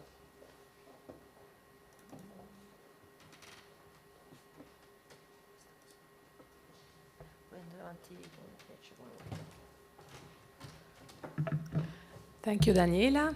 I'm Maria Polese. I'm here as a representative of CI3R and the Consortium for Research on Risk Reduction. And the work package 3 deals with good practice and scenarios. And I will talk about the achievements that were done within this work package. You see here how it is connected. Daniela already presented the interrelationship with the other work packages. And the work package was organized mainly along 2 lines of activities. The first one, and Claudia already mentioned that, we need to work on criteria for identification, evaluation, and monitoring of good practices, and this led to a deliverable framework for identifying and assessing good practices. And another line of activities was devoted to the development of example scenarios, and so towards the assessment of good practices. About the criteria, we started working from what was proposed in ROADMAP project and integrating with the criteria with new achievements. So basically, within ROADMAP, we were inspired by the Sendai framework and 3 thematic papers discussed on the topic and a vision paper. But then, of course, we need to integrate with the literature review and also with the advice from the CEO and other relevant frameworks, and also disaster resilient goals were mentioned. And this helped us to shape this framework. So the final result was this proposal within the deliverable framework for group practice, identifying and assessment good practices. Basically, it is composed of 2 main phases. The first phase is the identification, and the next phase is the assessment. And concerning the identification, as you can see here, it is formed by different building blocks, and that allows to identify the good practices. So the first one is the setting, that pose the general premises for example, that a good practice should adhere to the Sendai framework, and it should embrace a multi-risk perspective and target the objectives of the disaster resilience goals. And then the identification criteria, so there are some features that could characterize the good practice. For example, they should cover the disaster risk management cycle and adhere to priorities and targets of the Sendai framework for disaster risk reduction, to the disaster resilient goals, and but also, most of all, a good practice may be flagged as good practices if it was applied in a way. So should be applied and work in a real context. And of course, also different kind of stakeholders might be involved in the application of good practice. So these are some features that help in the process of identification of good practice. And then, of course, here it is highlighted the role of the CEO in supporting for the identification of good practices. So in suggesting, for example, proposing good practice already identified along the principles declared before, and also might help in identifying some sources that can be used for identifying the good practices. Then, of course, the next phase is the assessment phase for the good practices, and probably this is the most complicated. Let's say we have been working for this assessment through all the project. And so the criteria for assessment, maybe it is written too small here, but actually good practice might be assessed along a number of criteria that allow to perform a sort of evaluation. So they are listed here. They are effectiveness, reach, environmental sustainability, relevance, impact, and transferability. So we discussed with the CEO members, and that was mentioned by Claudia. There was a quite intense discussion and exchange on how to establish those criteria. And for example, I just read the first one, but then they're all declared: the effectiveness, the extent to which the practice achieves the desired outcome. For example, the desired outcome is to minimize material damage on the population, and the good practice helps in achieving this. And then all the criteria, let's say in a way, are commented to discuss more what is the effective achievement of those criteria. And then the methods for assessment of good practices. Modern methods, I would flag them as tools that may help to discuss along the good practice, the activities that might be flagged as good practices. So we had the webinars where we discussed with disaster risk management and civil protection stakeholders, the collaborative workshops, and with participation, of course, again, of the same kind of stakeholders, and the local exercises. And I had here also the scenarios as tools that allow to facilitate the discussion, to show the application of potential good practices and support the assessment. So these are all tools for discussion. And finally, the solution explorer that might be fed with the good practices that are found. These are all tools and that enter in the assessment phase. Regarding example scenarios, so we did not start from the scratch. Within ROADMAP 1 already a methodology for the description of the scenarios was proposed, and we started from this framework, let's say, for description of the scenarios, and to develop a number of multi-risk scenarios that allow to exemplify the application of good practices in different phases of the disaster risk management.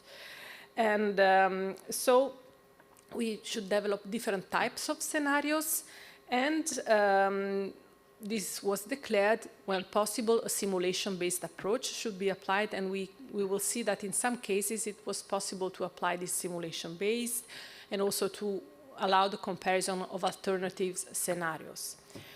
And so concerning the results, here we see the products of this work package that can be resumed in two main lines of products. First of all, a scenario description form. We pose the question, what should be included in the description of a scenario? So we propose, and I will show you the form in the different steps, so what should be included, and also to help those building the scenario to start reasoning about what is needed and what should be included.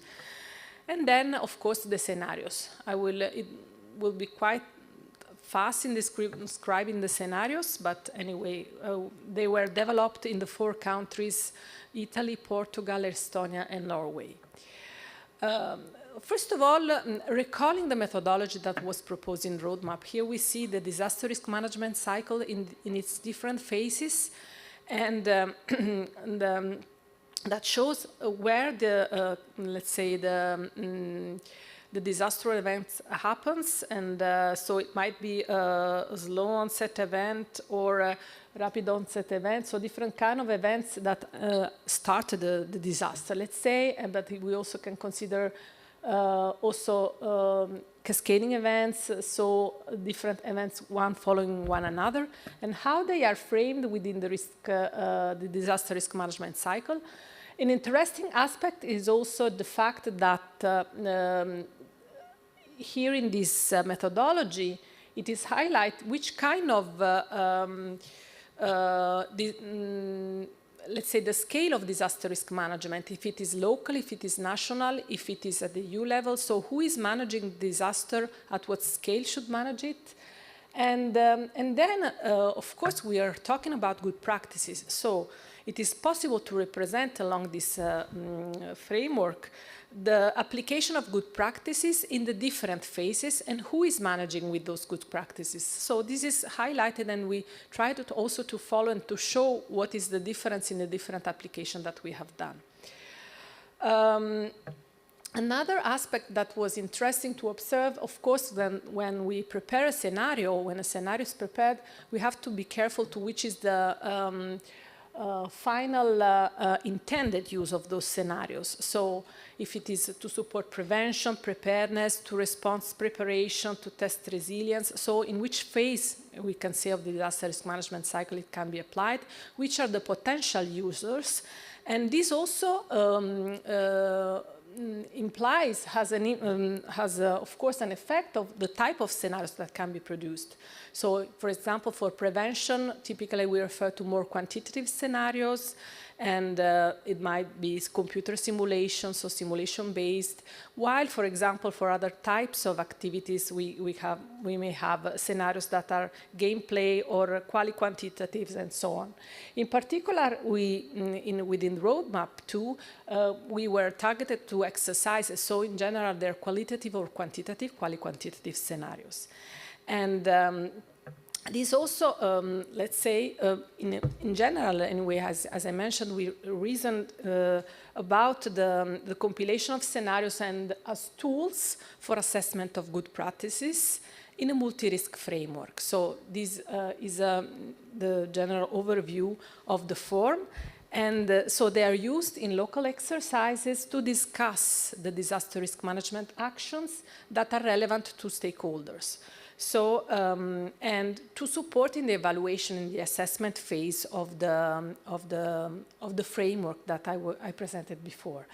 So about the form, I'll briefly describe it. There is a first part dealing with the context definition, and I have to comment on the form in general that is more probably targeted on, let's say, kind of scenarios that dealing with natural hazards and multi-risk framework, but of course they can be used also in case of anthropic hazards. In fact, it was used in all the 4 scenarios. But so in general also spatial case, geographic properties of the area under investigation might be discussed. And so it is, of course, there is a need to be more specific and more, give more detail in case you need to perform some simulation-based scenarios. And also an important part is the scenario narrative that is always present in all the kind of scenario that were investigated.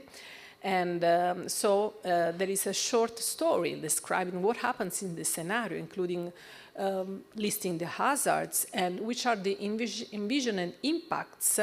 And also in this short description, a preliminary, at least, list of the potential good practice that can be tested within this scenario. So this is a general part. And then, of course, also the hazards are mentioned and highlighted if in case of multi-hazard risk scenario, which are the kind of hazard interaction that might be relevant. Concerning the impact modeling and description, then there are some details. Probably this is too small to see, but I don't want to enter too much into the details. But anyway, there is the possibility to have a description of the hazard, including mapping and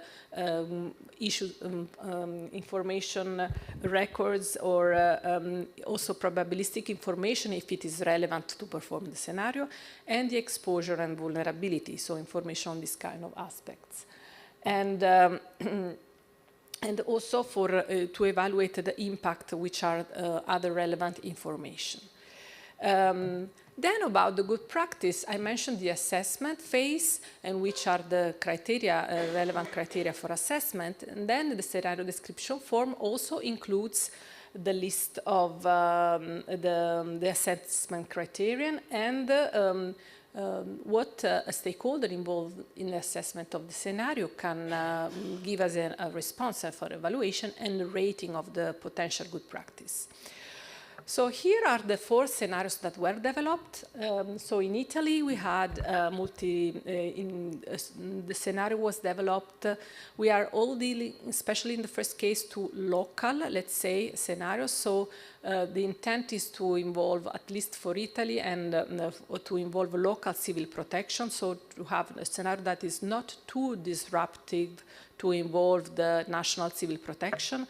And it is a multi-risk scenario happening in the city of Pordenone in the northeast part of Italy, and dealing with a flood followed by an earthquake, a small-sized earthquake. In Portugal, we had in the region of Lusa and mountain areas of Lusa, wildfire, and then Daniela already mentioned heavy rains following with flood and landslides.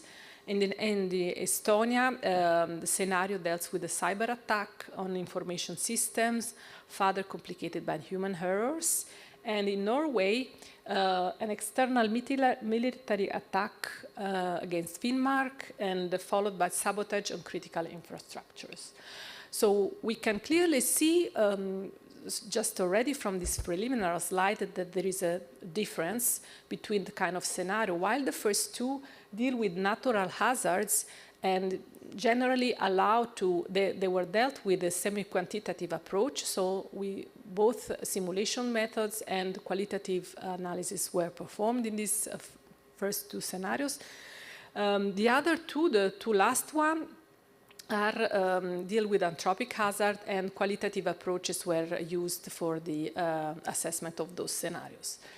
So looking at how they are framed within the methodology, we can see here the example of the good practices, some of the good practices. I do not report all here because there is not the space, but we can see here that, for example, for Italy, the first 2 good practices that were tested, let's say, deal with the prevention phase and what is the effect of the application of reinforcement, for example, of buildings, or the construction of reinforcement of river levees to prevent flooding. And so these might be evaluated with quantitative approach, while the third good practice deals with the red button system as a tool for optimizing the mobilization of fire brigade rescue apparatus at the national or regional level. So it was discussed during as an effective tool for the prevention and response phase both.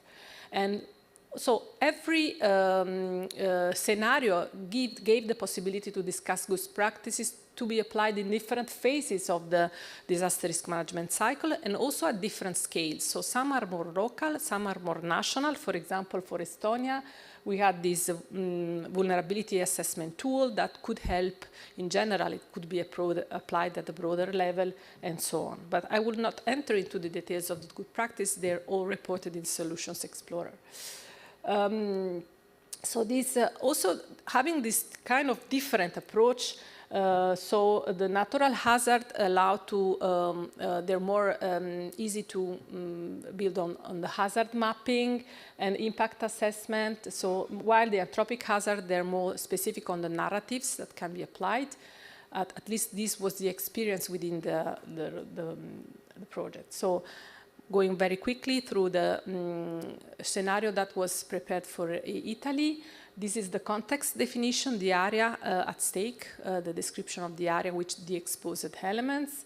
And the multi-hazard scenario, we had the flood hazard that was construction started from a previous event, so the inundated area in the city of Pordenone.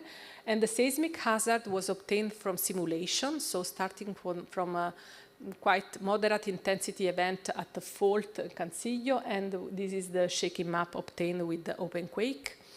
And in this case, it was possible to evaluate the simulated impacts. So, which are the impacts in terms of the flooded area, so the buildings that are in the flooded area, the affected population, and also the consequences due to the earthquake, so the damaged building, displaced people, and so on. And to compare the same results in case of some retrofit intervention were performed. So this is an example of quantitative assessment. Concerning the scenario in Portugal, The context, as I mentioned, was in the Lusa mountainous region, and there are historical villages in the area, in the touristic region, and critical infrastructure that might be affected. And the event was a occurrence of a wildfire, potentially impacting all the region. And intense rainfall happening a few days after the wildfire that then determined, of course, after this rainfall, there was a flood and also landslide interrupting potential communication road, and so also blocking, generating a problem to the infrastructures and to the population. And here we see the scenario narrative for Estonia, where we had a cyber attack on information systems, and then plus human error. And so this caused the payment delays for several days.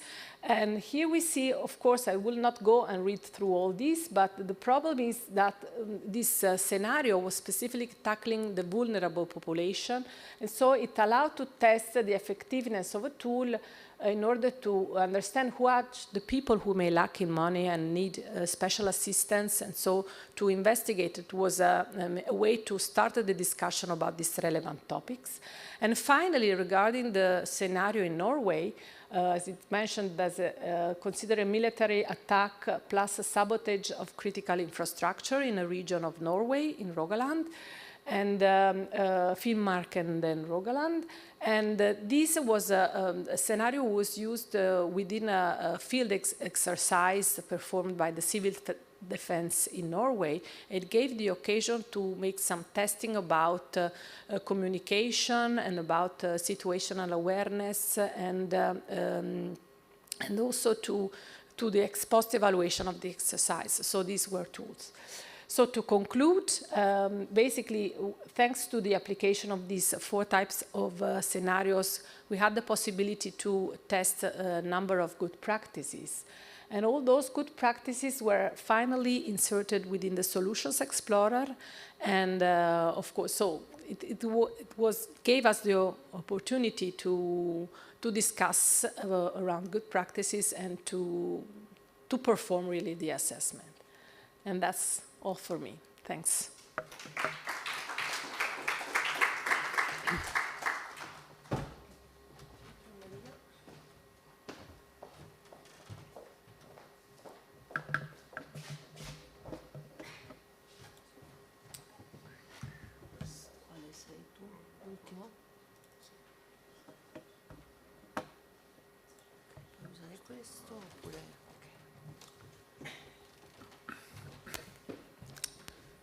Thank you.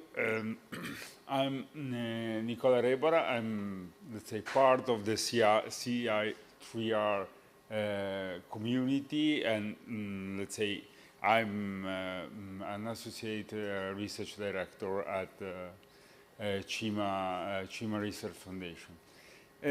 Now, in this presentation, in Work Package 4, we talk about, let's say, the Solutions Explorer, and about the other side of what has been presented so far. Because so far we have seen the methodologies, all the elements that are needed to feed this is, let me say, can be a repository, but has been designed to make the users aware about, let's say, the kind of good practices they are looking for, using criteria that can help in looking and finding solutions that are really close to their needs. This is the structure.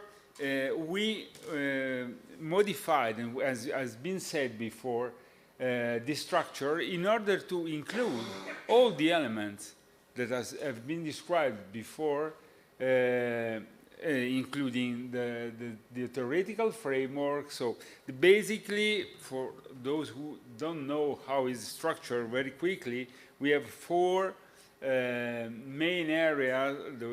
One is related to the overarching principle and framework that are guiding the good practice, is the first solution to menu.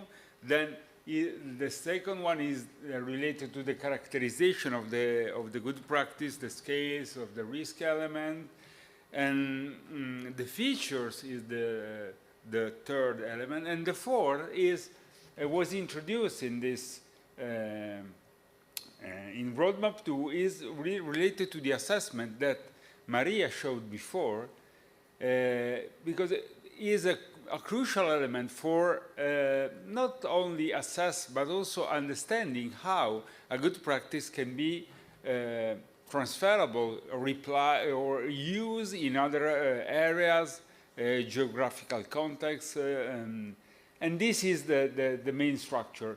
Then we use selected, let's say we have the selected filter, you find out a bunch of results, and then you start looking at the different good practices that are related to your criteria.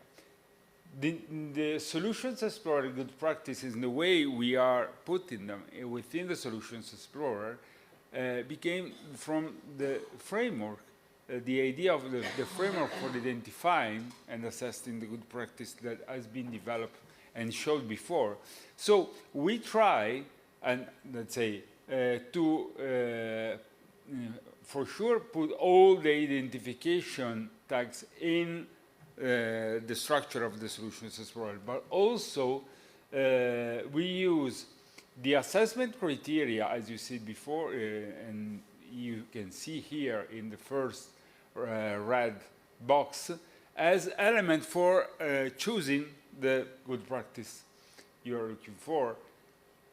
Then, and now the method of assessment of the good practice are not, let's say, something that can be selected, but will be described within the good practice once you go directly in there. The main point we use are, and I think is quite important, is the assessment related to this element has already been described by Maria, so the effectiveness, the reachability, the scale, the transferability, and the impact. So, of course, the thing is, so you can define the framework, you can define but then when you have to go to put a good practice into the Solution Explorer, then you start discussing and inquiring how evaluate the different elements, especially these criteria. Then, let's say, the framework defines the structure of the good practice, and the structure of the good practice defined in the framework has been replied, and these are the arrows, within the Solutions Explorer, reporting each single good practice. And this especially was, as I said before, important. So try to evaluate the effectiveness, not just saying, okay, it's medium, low, high, but also try to provide some explanation of why you consider this good practice effective or transferable. Maybe let's say, this can help the user of the Solution Explorer, just not looking at, okay, at a value that can be with, let's say, a limited comprehension. But we try to describe why this specific practice is effective or is transferable. And that's the connection with Maria presented before, because these two work packages are, let's say, working together. One is the theory, the other is try to put in practice the theory we develop and the result we collect during this these activities in Work Package 3 into good practice to upload within the Solutions Explorer. And this is the example of Friuli Venezia Giulia, the local exercise. So we, together with the participant, with the stakeholders, we collect good practices, we identify good practices, and during the exercise we put the good practices in a language that can be transferred quite easily to the Solutions Pro. And then if you go into the Solutions Pro, you can find, okay, this is, for example, this is the CERM Academy, that I think is a really interesting good practice, is one of the good practices we take out from the Friuli Venezia Giulia exercise. But then you can actually find out how all this, the knowledge we have collected during the exercise, during the whole process, is feeding and can be shown to people who are using, external people using the Solutions Explorer. I put the, okay. This is another example, Portugal. So, and another way of collecting, so during the exercise in Portugal, good practices has been identified in a way and further refined. Say, okay, at the end we have 14 good practices. These good practices now, let's say, have been assessed in terms of all the criteria you have seen before, the effectiveness, the reach, and all these things through the transferability. And then these good practices feed the Solution Explorer. And in each one of the, so you have 1, 2, 3, the evaluation for the assessment, but then you have some explanation of why this good practice is, let's say, good, or is can be transferred to other countries, or is quite have a good effectiveness. And this is what a perspective from the inside of the project. What I want to put is a perspective from an external project. We, as CIMA, have done together with DG ECO, is a Prepare EU mapping and feasibility study, and this is, of course, a different activity, but even in this case, at maybe mainly national level, so working with the, let's say, civil protection across Europe, we map all the initiatives related to risk communication and risk awareness, and at the end, following the request of DG ECO, we select, following the assessment criteria we have set up in ROADMAP2. So not just inventing another way of evaluating, but that's using these criteria, we select 5 good practices that are, let's say, at national level related to different risks. And these is an example. This want to be an example of how an external project can contribute to the Solutions Explorer. So result from external project can go within the Solutions Explorer. Last but not least is the way ahead. So we discussed today, and the project officer, JP, explained, this is, let's say, the fastest way. Okay, there is the UCP Knowledge Network Library, is a way of how we can put the results of ROADMAP2 in there, and this is one side, but also how can we put the Solutions Explorer in there? Is the framework and the structure of the Solution Explorer something that is interesting to be maintained, should be changed? So these are questions that are open, and if you go, you can, let's say, we don't have time now, but go browse good practice because it's open. So if you go there, you can browse the more than 90 good practices we have uploaded there, and let's say figure out how it is working. So thank you very much.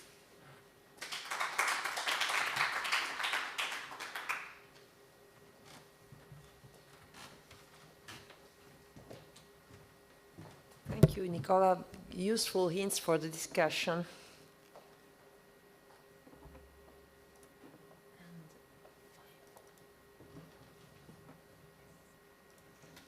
You can use this one if you want, or with the thread also, or yeah.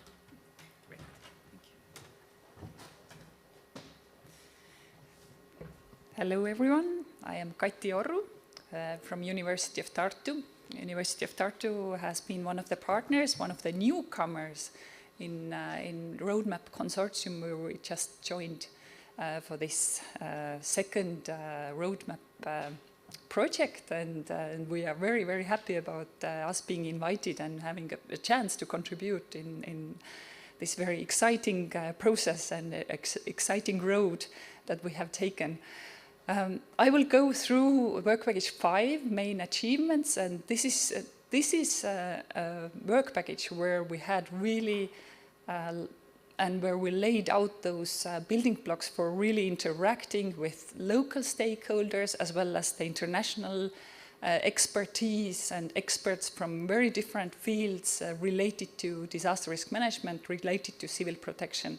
So in our workshops, in our webinars, in our also in the local exercises, the amount of people that have been engaged and that have sort of gotten inspiration from the good practices that have been tested, but also kind of elaborated together with the stakeholders. This has been a really exciting, very enlightening process. And here I must, of course, acknowledge our partners from different in ROADMAP project that have actually carried out those local exercises.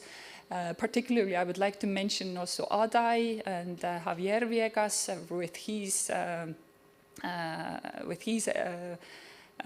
expertise and his colleagues when it comes to this setting a really good foundation for the stakeholder engagement strategy that was sort of implemented in these Work Package 5 activities. So what were these? We have already mentioned the webinars, but also primarily very interesting also the collaborative workshops in the local settings in Stavanger. That was also a national collaborative workshop, of course, but at the same time also bringing the CEO members from ROADMAP CEO team. And also Tartu, the similar setting, but also very international group, but also including the very local civil protection personnel, first responders, etc. Then test exercises, I'm not going to talk too much about those, but they were also very, very nicely introduced already by Maria.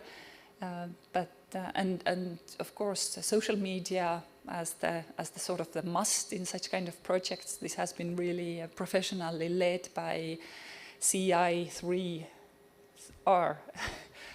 Julia Ugeri has been very, very helpful here. And of course the flash reports. But I will go in more detail and and talk about these in turn. So the collaborative workshops, we had 2 as planned in our document of action.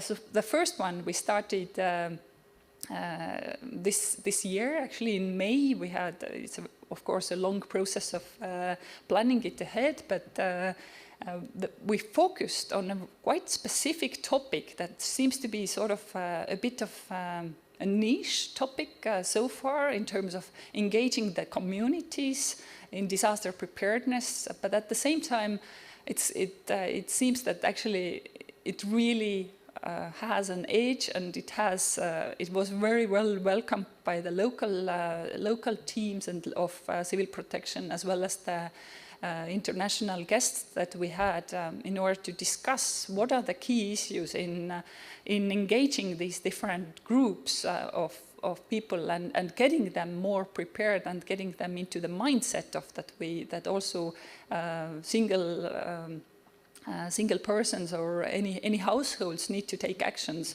in order to be prepared. And this is also even more complicated among the societal groups that are already in vulnerable situations. So in this collaborative workshop, we touched upon this quite a lot. This is a picture of our group meeting in front, and a group photo taken in front of the Estonian, one of the oldest universities in Estonia, University of Tartu. A group of 35 experts. So what we did, of course, it was again a quite dynamic process. So we started out with presentations of actual practices on the ground from Italy, from Estonia, very interestingly bringing out, for example, also monetary mechanisms in order to support community initiatives, that it doesn't just these initiatives of communities being prepared or preparing themselves doesn't just appear by itself, but it needs some financial support. This was brought out and also recognized by the group of audience as a good practice that has been implemented by Estonian Ministry of Interior Affairs. Then this was followed by a group discussion where we actually played through this and applied one of the good practices that has been coming up throughout this project, which is the vulnerability mapping or vulnerability triage tool that we have been promoting and elaborating in collaboration with Estonian Rescue Board and University of Tartu Risk and Resilience Research Group. So this really helped us to go in depth into one concrete scenario, which was a train depot being exploded and lots of dangerous and hazardous corrosive fumes going over the city. So the task was, as we worked in the groups, the task was to map out the relevant societal groups that could be affected, and also assess their need of, or an urgency of their, the attention that they need, and of course determine what types of support they would be needing. So a sort of a triage system that we tried out in this part of the group exercise, and which really also illuminated one of the ways how we can more proactively in this preparedness phase think through the affected groups and be very systematic in doing it and trying to prioritize the people that would need to be not only attended in the crisis situation, but also thinking through the preparedness measures to address their needs and capacities. Then the plenary discussion, here we delved more in depth into the vulnerable groups themselves. We had representatives from elderly home, we had a representative from women's association that is working on preparedness and crisis response efforts by women. And also Estonian Blind Association was represented. So there are very kind of hands-on, very practical experiences of crisis and how they are preparing their communities and how this could be more aligned with the activities of civil protection and official disaster risk management authorities. So seeing this connection between these civil society organizations or also care organizations, how to build this linkage. This was the good practice that we discussed here. And but I will go, some more interesting memories from this May event in Tartu. We went also to Estonian Rescue Board that was explaining their approach to community preparedness development. Some discussions also followed on our boat trip. Actually, I wouldn't definitely not underestimate these really nice moments where we had, representative of DG ECHO could really talk to this local community leader and get and inspire each other. So I found this really a very important part of our project and the approach overall. But let's go to the second collaborative workshop, which was held in October in Stavanger, organized by University of Stavanger, Claudia Morschutt and Björn Ivar Kruke. And here the approach was a bit more comprehensive in terms of discussing the good practices as in general and taking a perspective. Whereas in Tartu workshop, we were focusing more on kind of concrete element of preparedness and preparedness of communities. Here in Stavanger collaborative workshop, we were looking in more comprehensive way across the different disaster resilience goals of European Union, European Commission, and thinking more concretely about what are the lessons learned also in general from our project and the project activities that had been ongoing already for 2 years. Here are some pictures. Very interesting discussions by our CEO members where they could really speak out in terms of, what I really enjoyed is that the connections made between the academia and the practitioners and how this can be facilitated and how the interpretations of good practices from the kind of scientific perspective, how these could be also translated and vice versa with the civil protection authorities.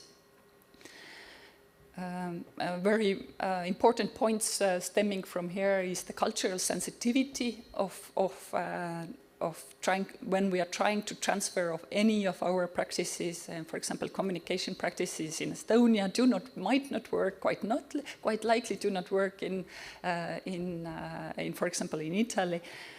And also considering the socioeconomic setting, like for example, socioeconomic status of the people, that it was raised several times that for example, particularly in a setting of Europe where we are a bit in an economic downturn, that those people that are really struggling in terms of kind of meeting their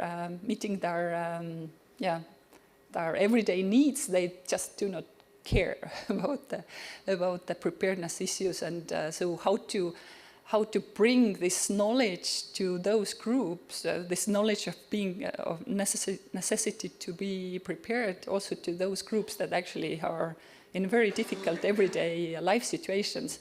That was very interesting, heated discussions around that, but also. What was interestingly brought out in these discussions was the overall increased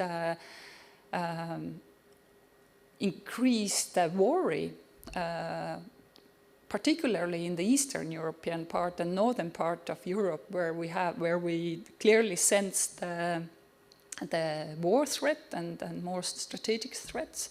But so the people's sensitivity to any risk messages seems to be increasing, or basically it's not even seems, but it's that's how also what our Eurobarometer is showing, that actually, and this is something a perfect moment to be used in order to stress the message of preparedness. And so a good practice should take make use of these moments where people are more receptive and are more receptive of these preparedness building messages. So, but let me go through. And very interestingly, we had these group discussions focusing on the selection of Union disaster resilience goals. Some interesting points from there. For example, how to tailor preparedness messages in a situation that is really considerate of all of the social norms in a community. So how to prepare. How to enhance the preparedness through stressing the social norms and kind of supporting the norms that we feel as that it is our responsibility, and we are supported by the community that emphasizes the preparedness as a social norm. That's very important. But it's these discussions really opened this Pandora box that so hinting on the needs where we probably need to be focusing in tailoring these actual good practices still. So luckily for us as social scientists, that there is a lot to be worked on, and but these discussions have been really illuminating also for us in order to kind of bring out more of those aspects that still are not so good, or the practices are pretty much not existing yet, or they are just in the very niches. So our effort has been also to bring those niche practices also to the forefront. Let me go from this very interesting and very successful collaborative workshop, also engaging, of course, the local first responders, Norwegian Head Center for Disaster Response. That was and let me go to another set of engagement and outreach activities that we have had. Webinars have been very well attended. We have had 3 webinars, and all of those have had really a nice coverage of very diverse stakeholders. But let me stress also the numbers of people that we have reached with these. It's for the first webinar, for example, 2,200. Sorry, not. I wish we had approached 2,000, but it was 225 around that, and then the next one's 160.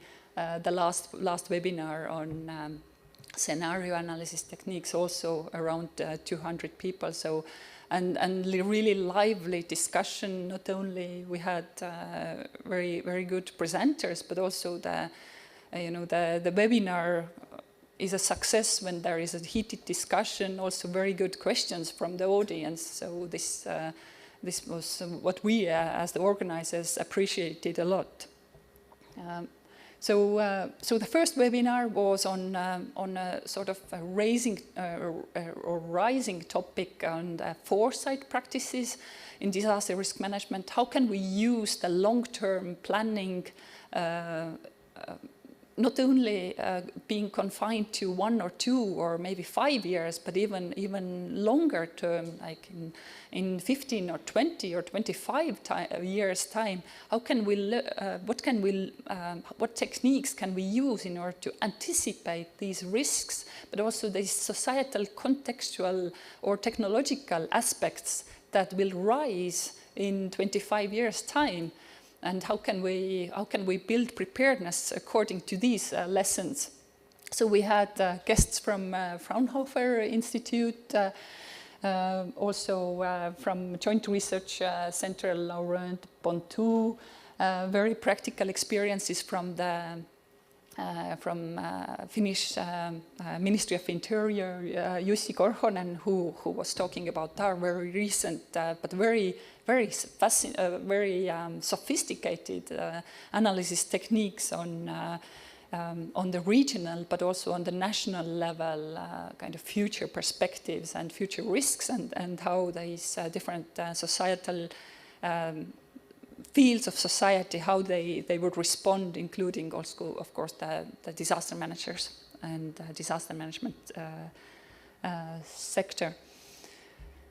One of the key messages from this this webinar, to me at least, was that the kind of the politicization of such kind of or the danger of politicization of such kind of long-term analysis and the types of knowledge that are brought into these discussions on the future perspectives. And here, of course, one of the good practices that was stressed over and over again is that we need to expand the range of stakeholders that would be invited to such kind of discussions on our future or future risks, and how what are the societal responses to that, or what are the infrastructural needs in order to be able to better respond to these issues. So that was webinar 1 in January. This was followed by webinar 2 on risk and crisis communication practices, led by Sten Hansson, my colleague from University of Tartu.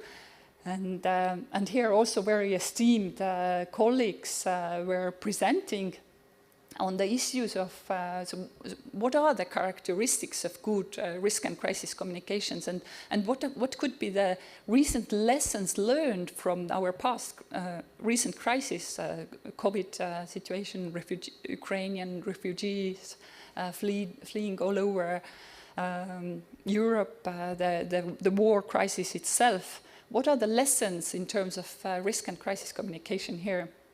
So Bengt Johansson was very much emphasizing this sort of receiver-oriented tailoring of crisis messages in order to really kind of make an input to the person's everyday life and everyday activities. It needs to be very much, the message itself needs to be very receiver-oriented. Marina Mantini from CIMA Foundation brought very interesting examples of how the different campaign approaches, disaster preparedness campaign approaches have been tailored and very culturally sensitively tailored in different countries. So, and last but not least, Patricia Caspar from Portugal, and she has been a former Secretary of State for Civil Protection, a very, very high-level representative with great experiences from past major crises, brought attention to this internal communication between the different parties in disaster response. And even how, she was explaining how under her kind of guidance, the different representatives of authorities were really pulled together and under one information system. So creating this situation awareness is a very, very much practice of getting organized these different stakeholders. So this was webinar 2. Webinar 3 was the most recent one on the 7th of November, and where we focused on the practices of scenario analysis. And I would highlight, and this is where also we kind of brought attention to our local exercises, so kind of bringing this very local roadmap-based experience in the local exercises to a larger audience. But Janice Rogers from Geohazards International very interestingly brought out those, based on her experience, very expensive experience across the world, the scenario analysis practices that are more emphasizing the networks based on which this knowledge is created in the scenario analysis, and how these networks need to be extended also towards the local communities in order to have their kind of voices represented in these discussions of scenarios. So very nicely resonating to our local exercises as well. So these were the 3 webinars. Local exercises, I'm not going to talk too much about them because they have been really the places where we have had a chance to very much engage with local civil protection authorities, but also engaging local other stakeholders to make it a bit more, make these exercises very broad-based and Maria told quite a bit about this very interesting comparative exercise where they tried out 2 different scenarios and also, of course, applied this roadmap scenario analysis kind of template. This is what also the other local exercises did, and in order to test this, another good practice that is actually very much stemming from this same project. We only do not reproduce the others, the other good practices, but also we try to learn, and this is, I think, this scenario analysis technique is definitely one of these learning outcomes, and that has been synthesized led by Maria Polese. Here, just to kind of give a bit of more information on what we did in Estonian exercise, where we had this case of cyber attack on Estonian social protection authority, which is normally not considered as a key kind of authority to be dealing with disasters or major crises, but clearly if you are responsible for providing allowances and pensions for thousands of or tens of thousands of and hundreds of thousands of population members, then you are a critical entity that needs to have a very good crisis plan, and that's where also we were collaborating with them in order to understand and test one of the good practices in terms of this vulnerability analysis. So the question was, whom to prioritize in a situation when the allowances and pensions are delayed for more than 2 weeks, and we came up in collaboration with these exercise participants a list of people included, starting from, for example, single household members or people with single caregiver families where there is only one person who is giving care of maybe several kids, but there is only one source of income for them, which happens to be a pension or an allowance in this worst case scenario. So a priority list of different groups of people that was sort of systematically sieved through and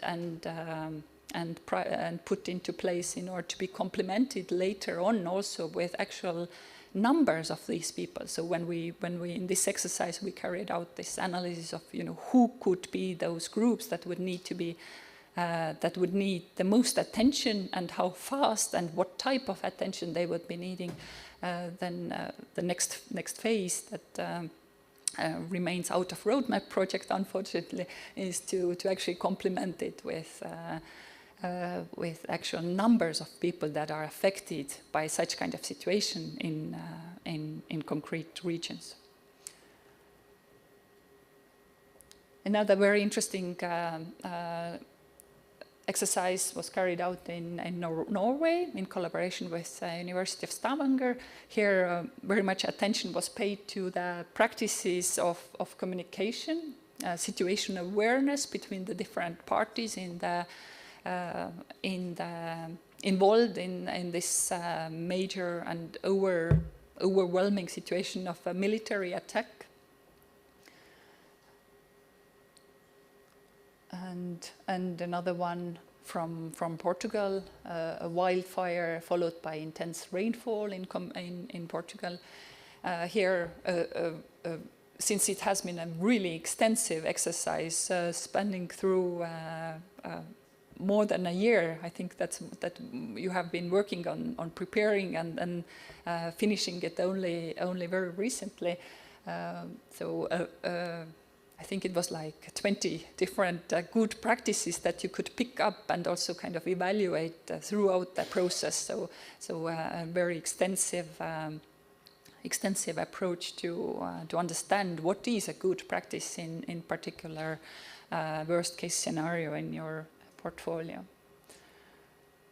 But let me take you through some of the key findings from our flash reports. So the flash reports were an interesting experience in trying to capture the good practices that have been practiced in our exercises and that have been picked up from the experiences. Particularly, what we were trying to focus on is to pick up those good experiences that have been evolving and that have been sort of kind of becoming live past after the COVID situation and after the military attack. So this has been our kind of focus, but of course trying to focus also on the Union disaster resilience goal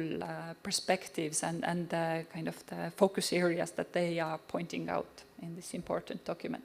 So first one was first on the practices of foresight. That was also our key topic in our one of the first webinars that we had. But here in this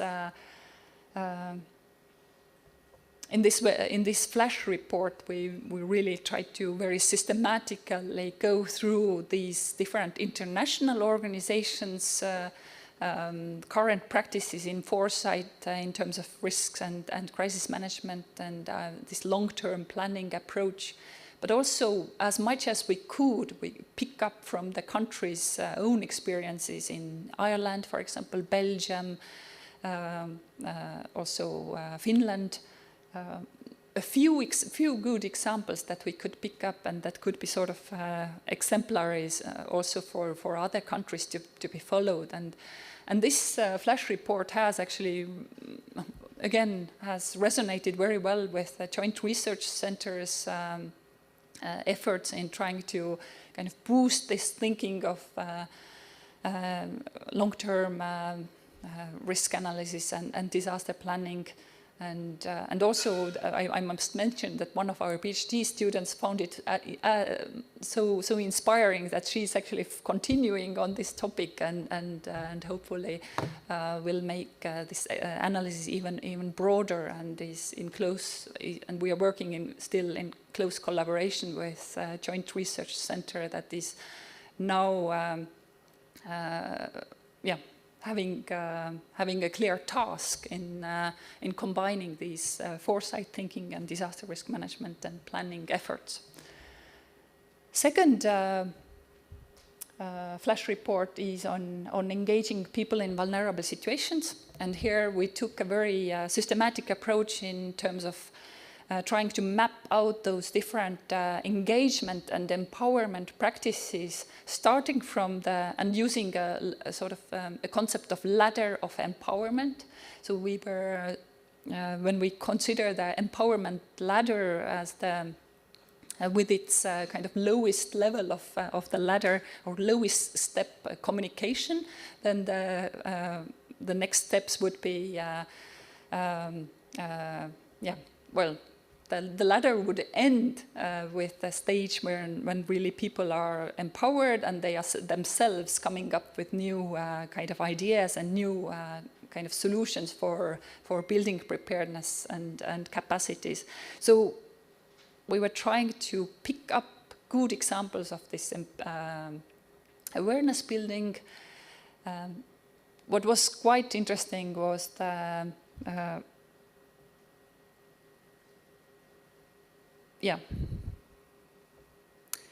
what was the efforts of actually understanding and mapping out the conditions of these different peoples, and this as the foundation of empowering, that we need to really, instead of only kind of communicating top down, we really need to understand and follow and monitor the people's and mindsets and attitudes towards risk. And this was sort of highlighted as one of the good practices also in our flash reports.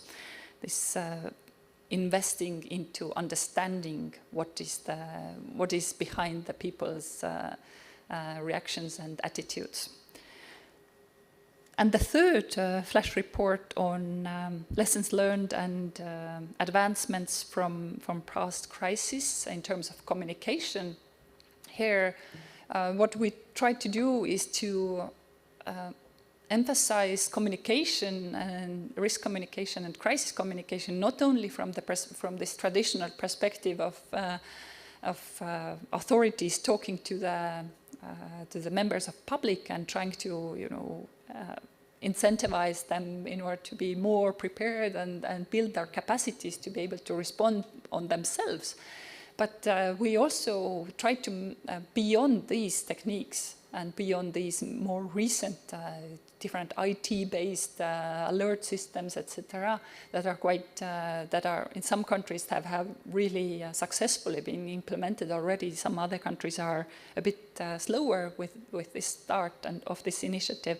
But beyond that, this top-down communication, we also try to map out these good solutions that are used for creating situation awareness between the different entities, different authorities involved in crisis response efforts, for example, and also try to look and bring up examples where the group of authorities is extended also towards these authorities that are normally not considered as part of traditional risk management teams or crisis management teams. For example, also the social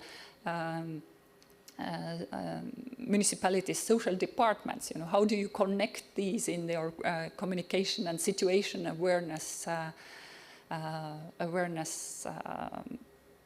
mapping? So these three flash reports going into rather different directions, but at the same time, bearing in mind the same goal of preparedness, anticipation, and so these are the key outcomes from work package 5 in terms of really trying to be engaging, trying to be responsive to these good practices that are ongoing and that are live around us, or these niche practices that are still sort of a bit undercover, but seems to be really useful and relevant. For example, the foresight practice in disaster risk management. So that's all from my side.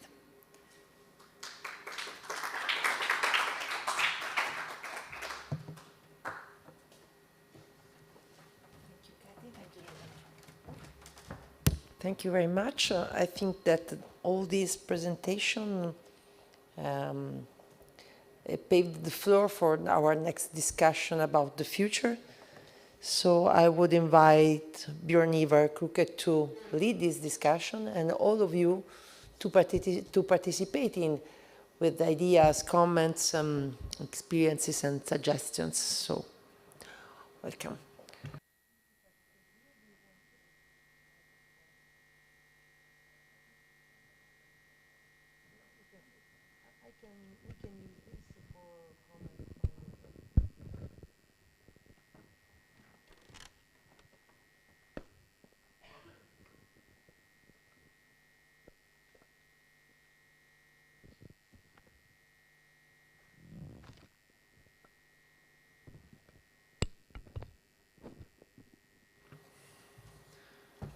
Yes, I must say, listening to the previous speakers, that have you been doing all this? It is quite impressive.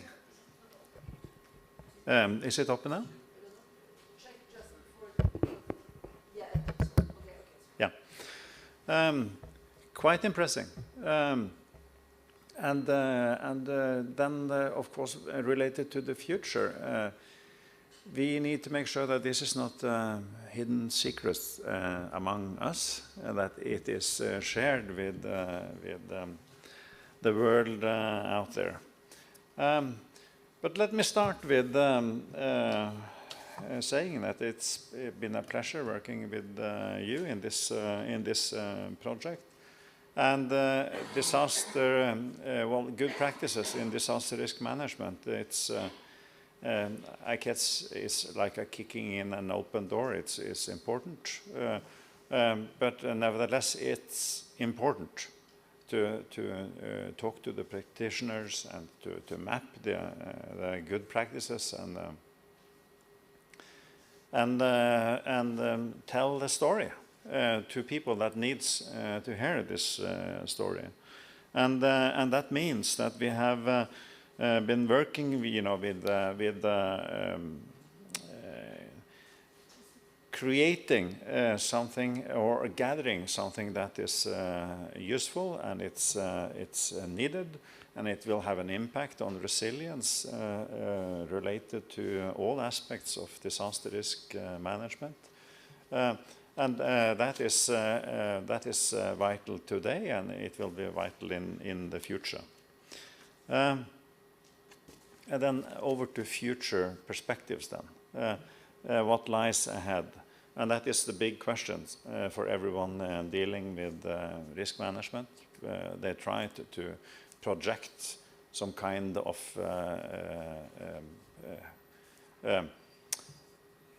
how should I put it, try to understand how the future will look like and make an impact so that we are ready to deal with the future. It's a topic mentioned by Kati on foresight. Yeah, that's big future. That's the long way ahead type of future. And of course, it's like with risk, it's a lot of uncertainty related to that future. So, but what do we have then? Well, we have the Union Disaster Resilience Goals. They are specified. We have the disaster risk management cycle. We do adaptation as we speak, related to, for instance, climate events, extreme weather events. We work with mitigation, and we work with prevention, and we do it pretty good. That means that we have a lot of non-events around us. That's the events that will not reach the headlines of the newspapers because we prevent them. And then in addition, of course, we work with preparedness, even though the sun is shining and the sky is blue, and we have an idea about anticipation, you know, how the future will look like. And we prepare for being able to respond in a reliable way, and we think about recovery, and we think about reconstruction, and we have in mind that we leave no one behind. We have the Sustainable Development Goals, and we have the Agenda 2030, and in addition we think about Build Back Better, the Hyogo framework for action. So we have a lot to build on. And the previous events, we have the COVID, it's partly, of course, still ongoing, but we also have the war in Ukraine, we have extreme weather events, an increasing number of extreme weather events. And we had the mass influx of refugees in Europe in 2015. We will see more refugees coming to Europe. I wonder, Kati, why it was Estonia and Norway thinking about man-made or the neighbor in the east, and in Portugal and Italy it was a type of natural hazard events. Maybe we think differently about it. It was mentioned about cultural aspects. We need to consider cultural aspects related to good practices. And that is important. But at the same time, the big crisis in the future will be transboundary, meaning it will be a network response formed by actors from many countries. And that means that the cultural aspects will be extremely important to consider in our planning and in our training and in our activities in the pre-crisis phase. And yeah, what will the future be looking like? What's the future perspectives? And that could be related to the project here. We have now a lot of good practices, and it's stored in machines, and it will be stored in the knowledge library.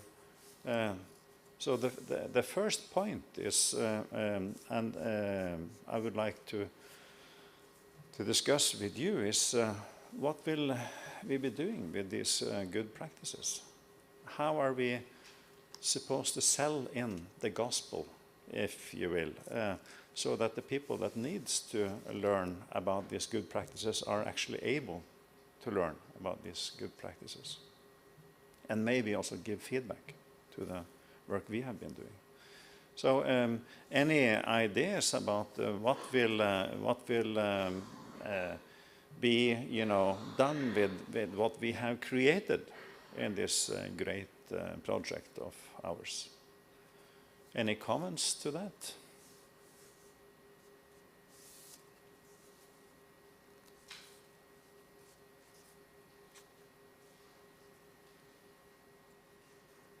I think it is an important topic to discuss.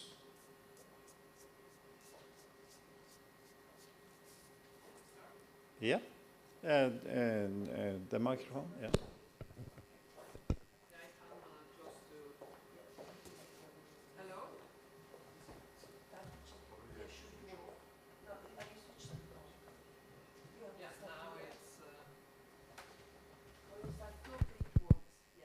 Is it working? Yeah.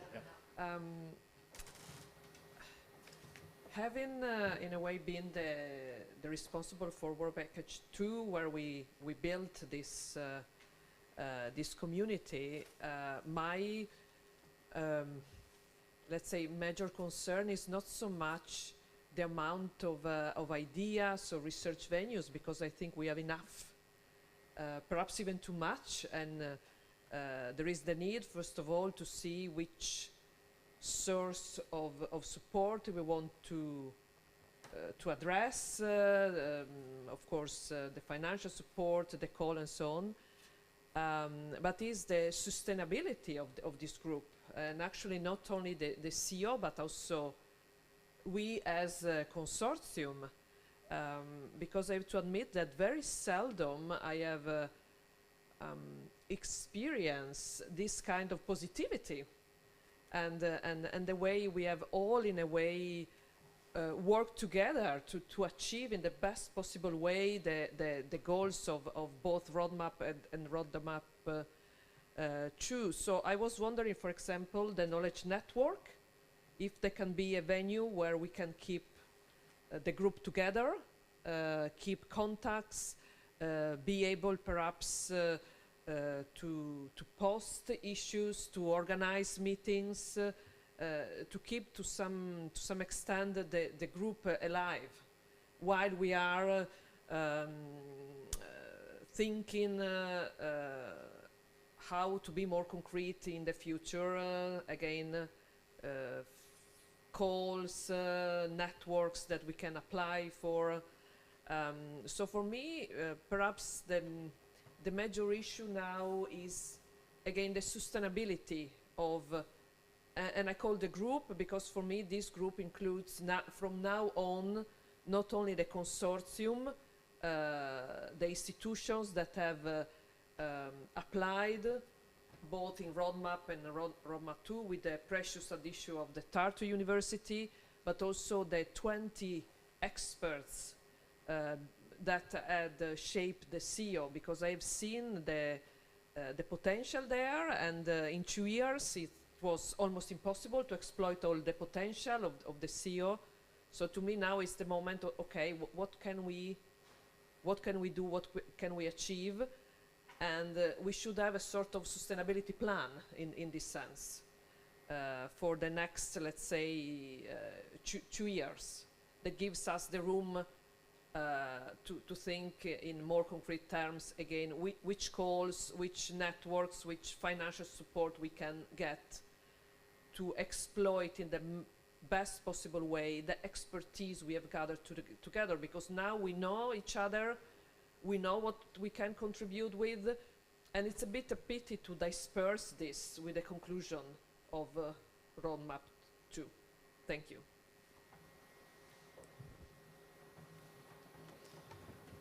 Other comments related to this issue?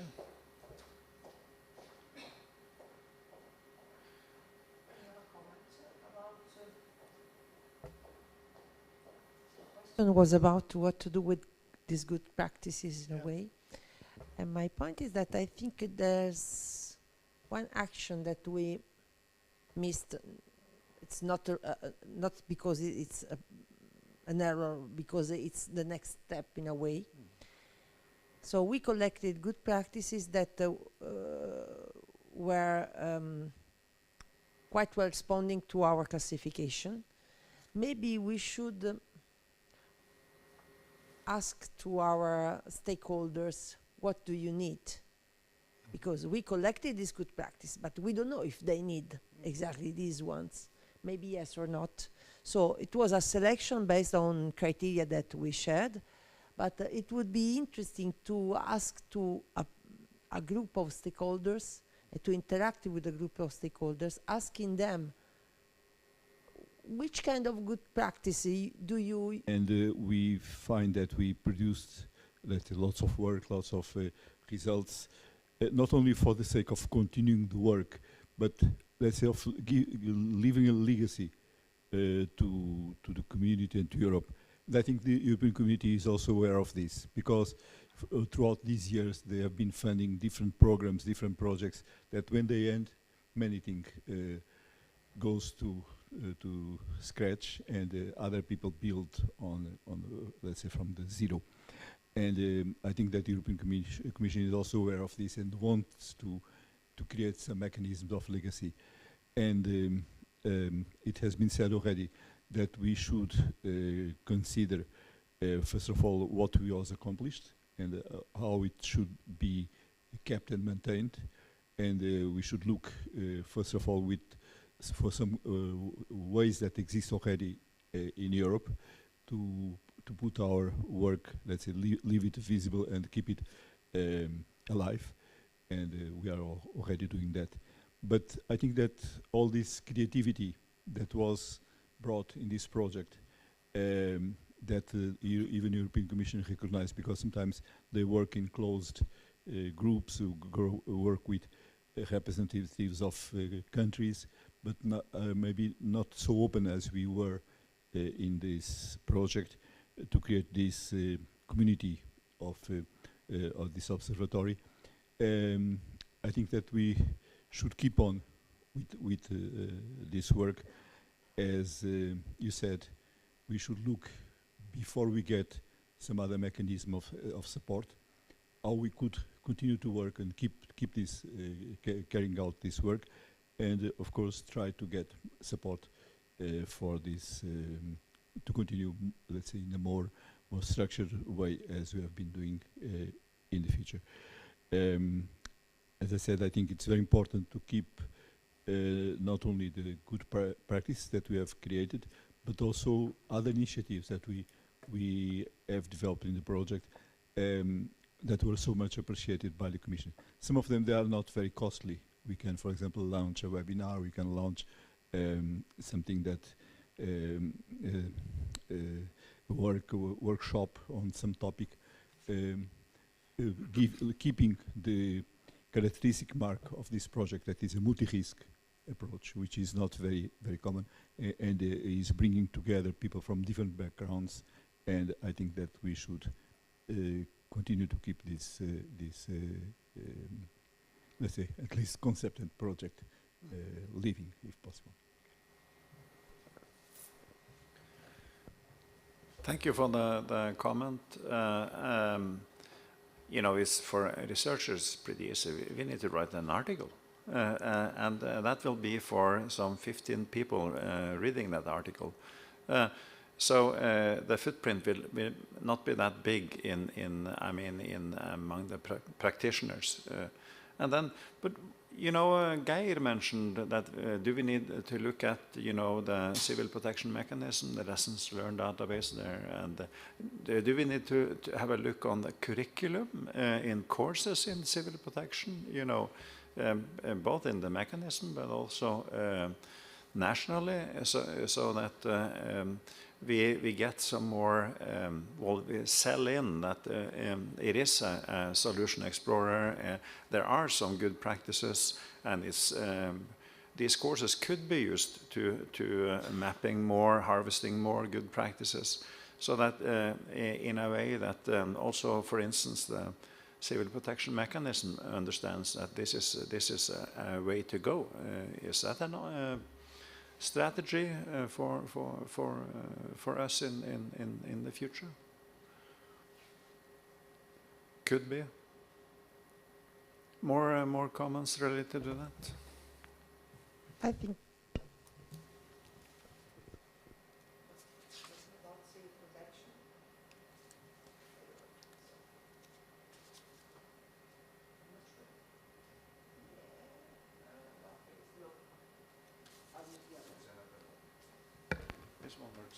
No, I can use this one.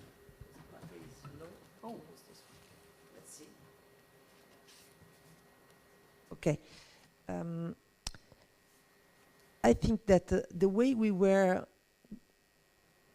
in which we were going with the roadmap 3 was exactly what we should do, indeed, because if you want that the civil protection mechanisms uses the good practices that are collected and stored in the Solutions Explorer. The Solutions Explorer should be considered as a tool that each one can use every day. And the Solutions Explorer is not known, not even used, but it's not known. So we have to make it something that is available and is known and it's used. So it's not only a kind of, it's not important only to disseminate the knowledge of good practices, that's important of course, but also we should disseminate the tools that we have prepared. This is one tool. A second tool is the scheme on how to collect and organize the good practices in the scenarios and all the activities that we did. All these kind of tools, schemes, classification, evaluation schemes, should become something that are tool adopted regularly. I don't know how to do this, but this should be the target, in my opinion, because if this become ordinary tools of the knowledge network, this is an important achievement in the long term.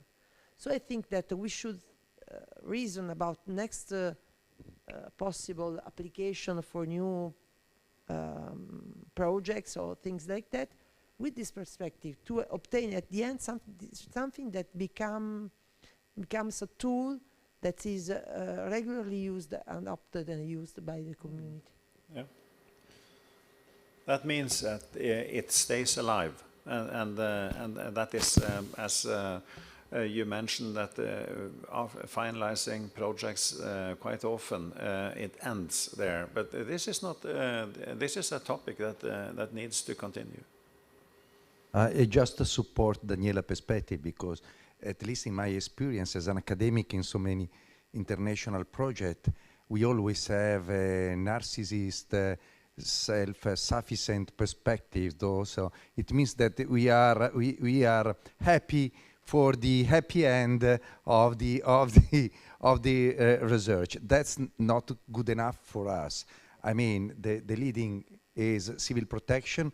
Most of the institutions involved are operational institutions on the field, in a different field than academics. So we cannot self-satisfied of the result if we do not spread it. So I think the main topics are exactly the one that Daniela stressed, and there are two. Of course, to spread the database, the explorer, but on the other side, we need a format. The second tool is a specific format that we have to spread together with the database that is guiding the possible partners how to collect data and how to feed the database. So we must enlarge participation. The database will have a long life if we will increase the number of participants in feeding the database. So we need a specific format to spread. And I think that could be done in a series of webinar, but also participating to several conferences that we can get as a chance to spread the result. That would be another commitment of the CEO and of the member of the project. I think that the last 2 points are related to that's what we planned for in Roadmap 3. That's a good argument. We have some plans on how to deal with this or how to increase the relevance of the products in Roadmap 2. Yeah, I guess you need to use the microphone.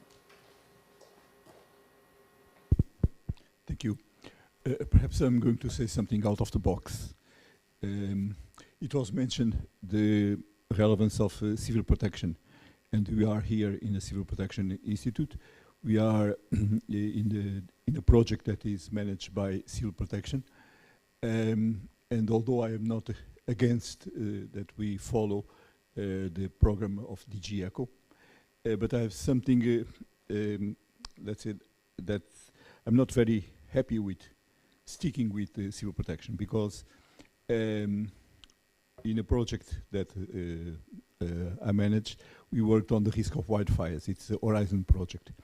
And we learned how it is important to look at the problem of risk management in an integrated way, to look at all partners, all agents, all scales, and all the problems. And I'm afraid that if we are in the enclosure of civil protection, we may be addressing mostly elements that are related to the intervention and the preparedness for the intervention. And we, in the risk of wildfires, we learned that there are many more phases, many more problems, many more agents that we have to look at. And I think this happens in all wildfire risks, all the risks. That's why, although I'm not against addressing a project of a program of DG ECHO, we might also look at the Horizon project, because it may open to other partners, other agents, and have a broader perspective and give a broader perspective to the work that we are doing. This is, let's say, my suggestion, eventual suggestion for the future.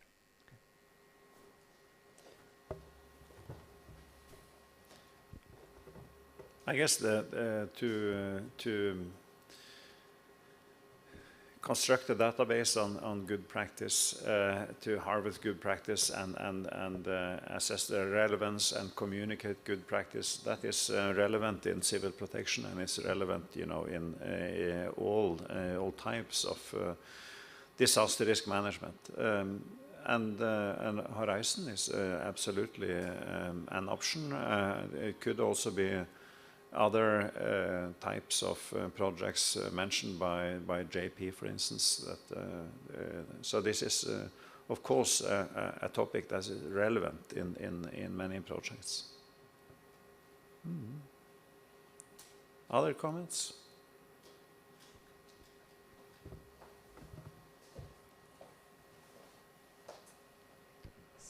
I was what like the greatest and most kind of profound memory from this project for me is actually this interaction with the local people and with the civil society representatives.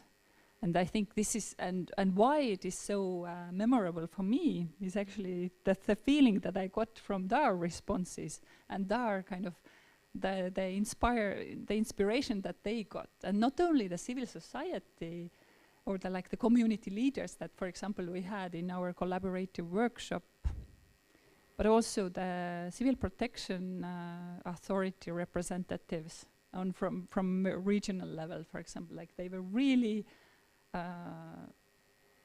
enlightened and they were really enthusiastic about what we were talking about or what kind of practices we were trying to explain them and trying to exchange with them.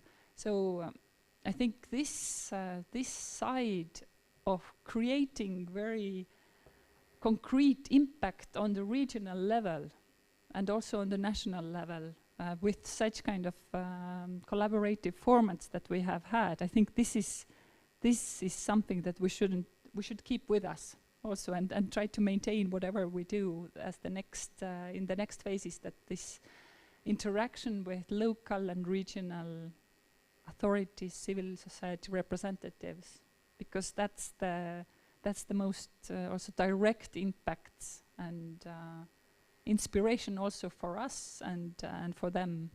So that's my message to keep. Thank you for that comment.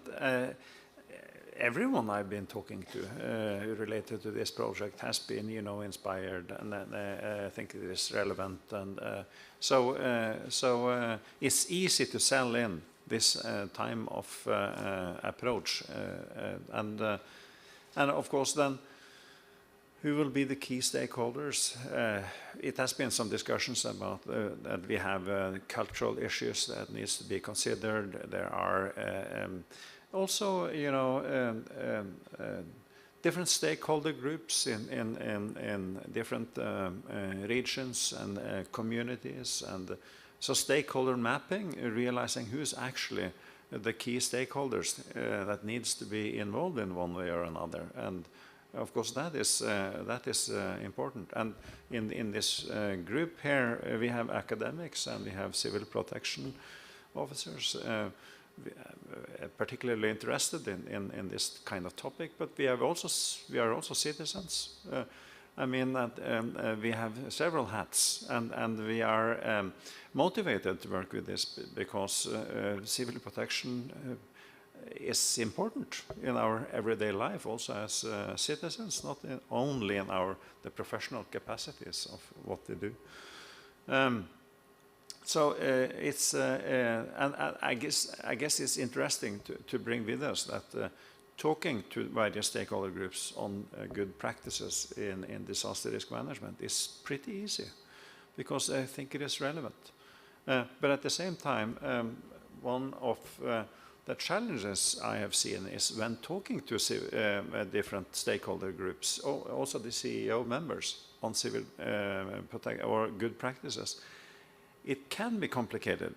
So to make it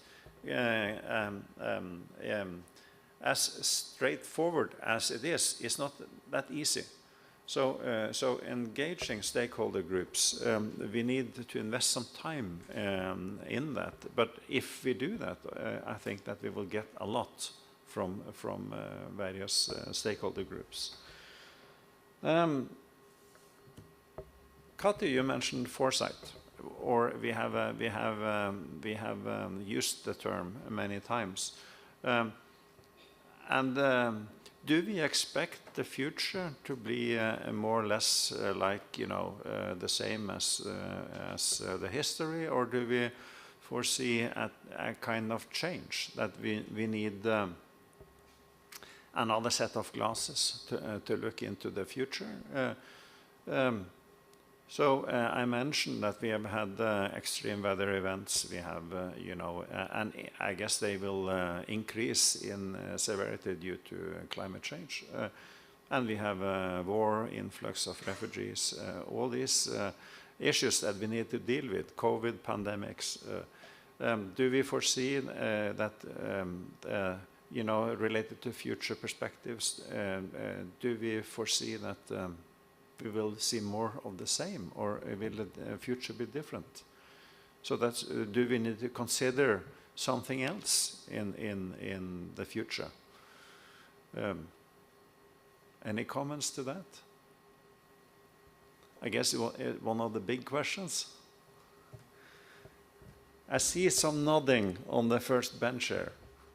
So what do you think? It is one of the big questions. Funziona sì?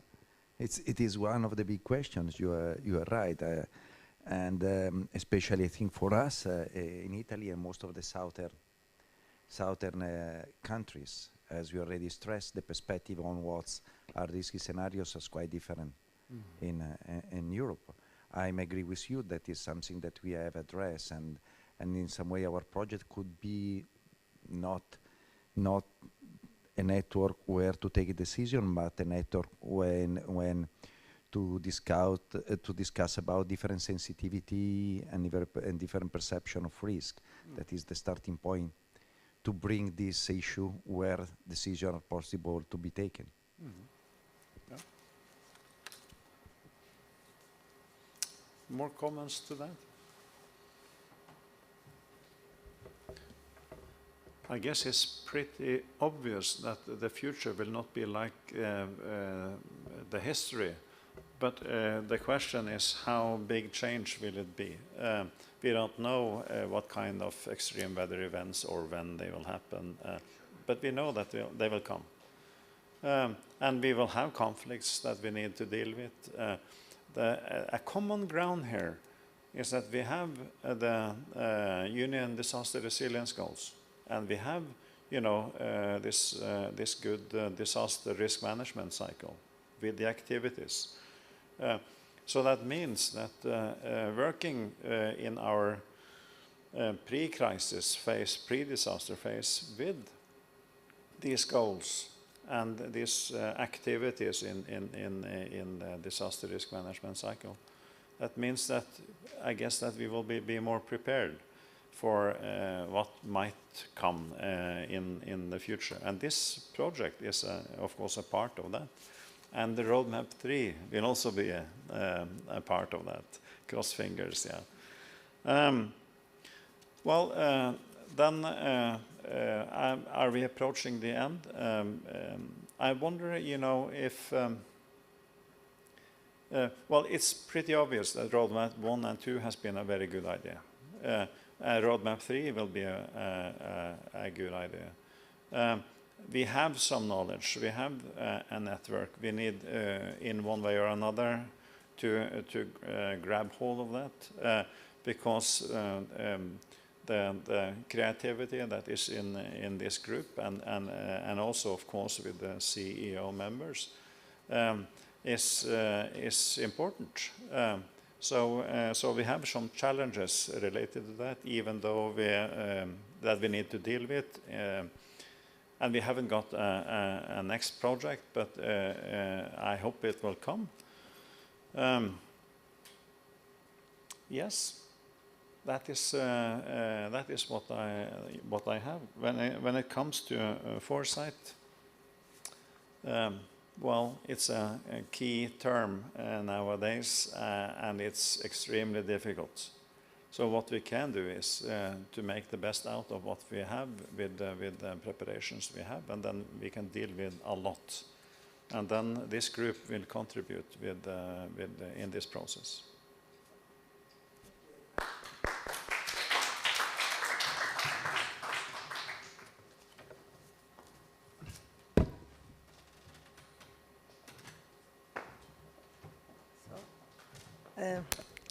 Very few words just to conclude, because everything comes to an end, and we are approaching the end of this meeting and of this project. From this morning, I know I took some notes that could be helpful for our projection to the future. So I noticed the suggestion about a cost action. A good suggestion was to link the good practices to the lesson learned program. The idea of a common European perspective of good practices that is related to cultural aspects that should be considered in this. The importance of testing good practices with the target groups. The positive focus on what worked and why it worked. Putting the knowledge in action. So this is something that's really important in what we did and in what we can do. And a list of 5 keywords that to me are both interesting for the project and are shared with the European Union language, that are multi-hazard and multi-risk, preparedness, that will be a keyword in the next years, foresight, I agree, vulnerable people, and scenarios that will be used more and more. And of course, all these words are interlinked, because you may foresight something more quantitative using scenarios. You can prepare talking about vulnerable people. You have to approach next future with necessarily with a multi-risk approach. So I think that we can use these words as keywords that will inform our next proposal, whatever they will be a roadmap 3, be a cycle of webinars and any other initiatives that we will start together. And with this, I thank you all very much, and I think that the lunch is there, so we conclude our meeting now and have a good lunch. Thank you very much. And thank you to all those who are online. Hope to see you in person soon. Bye-bye. Thank you very much. Bye-bye.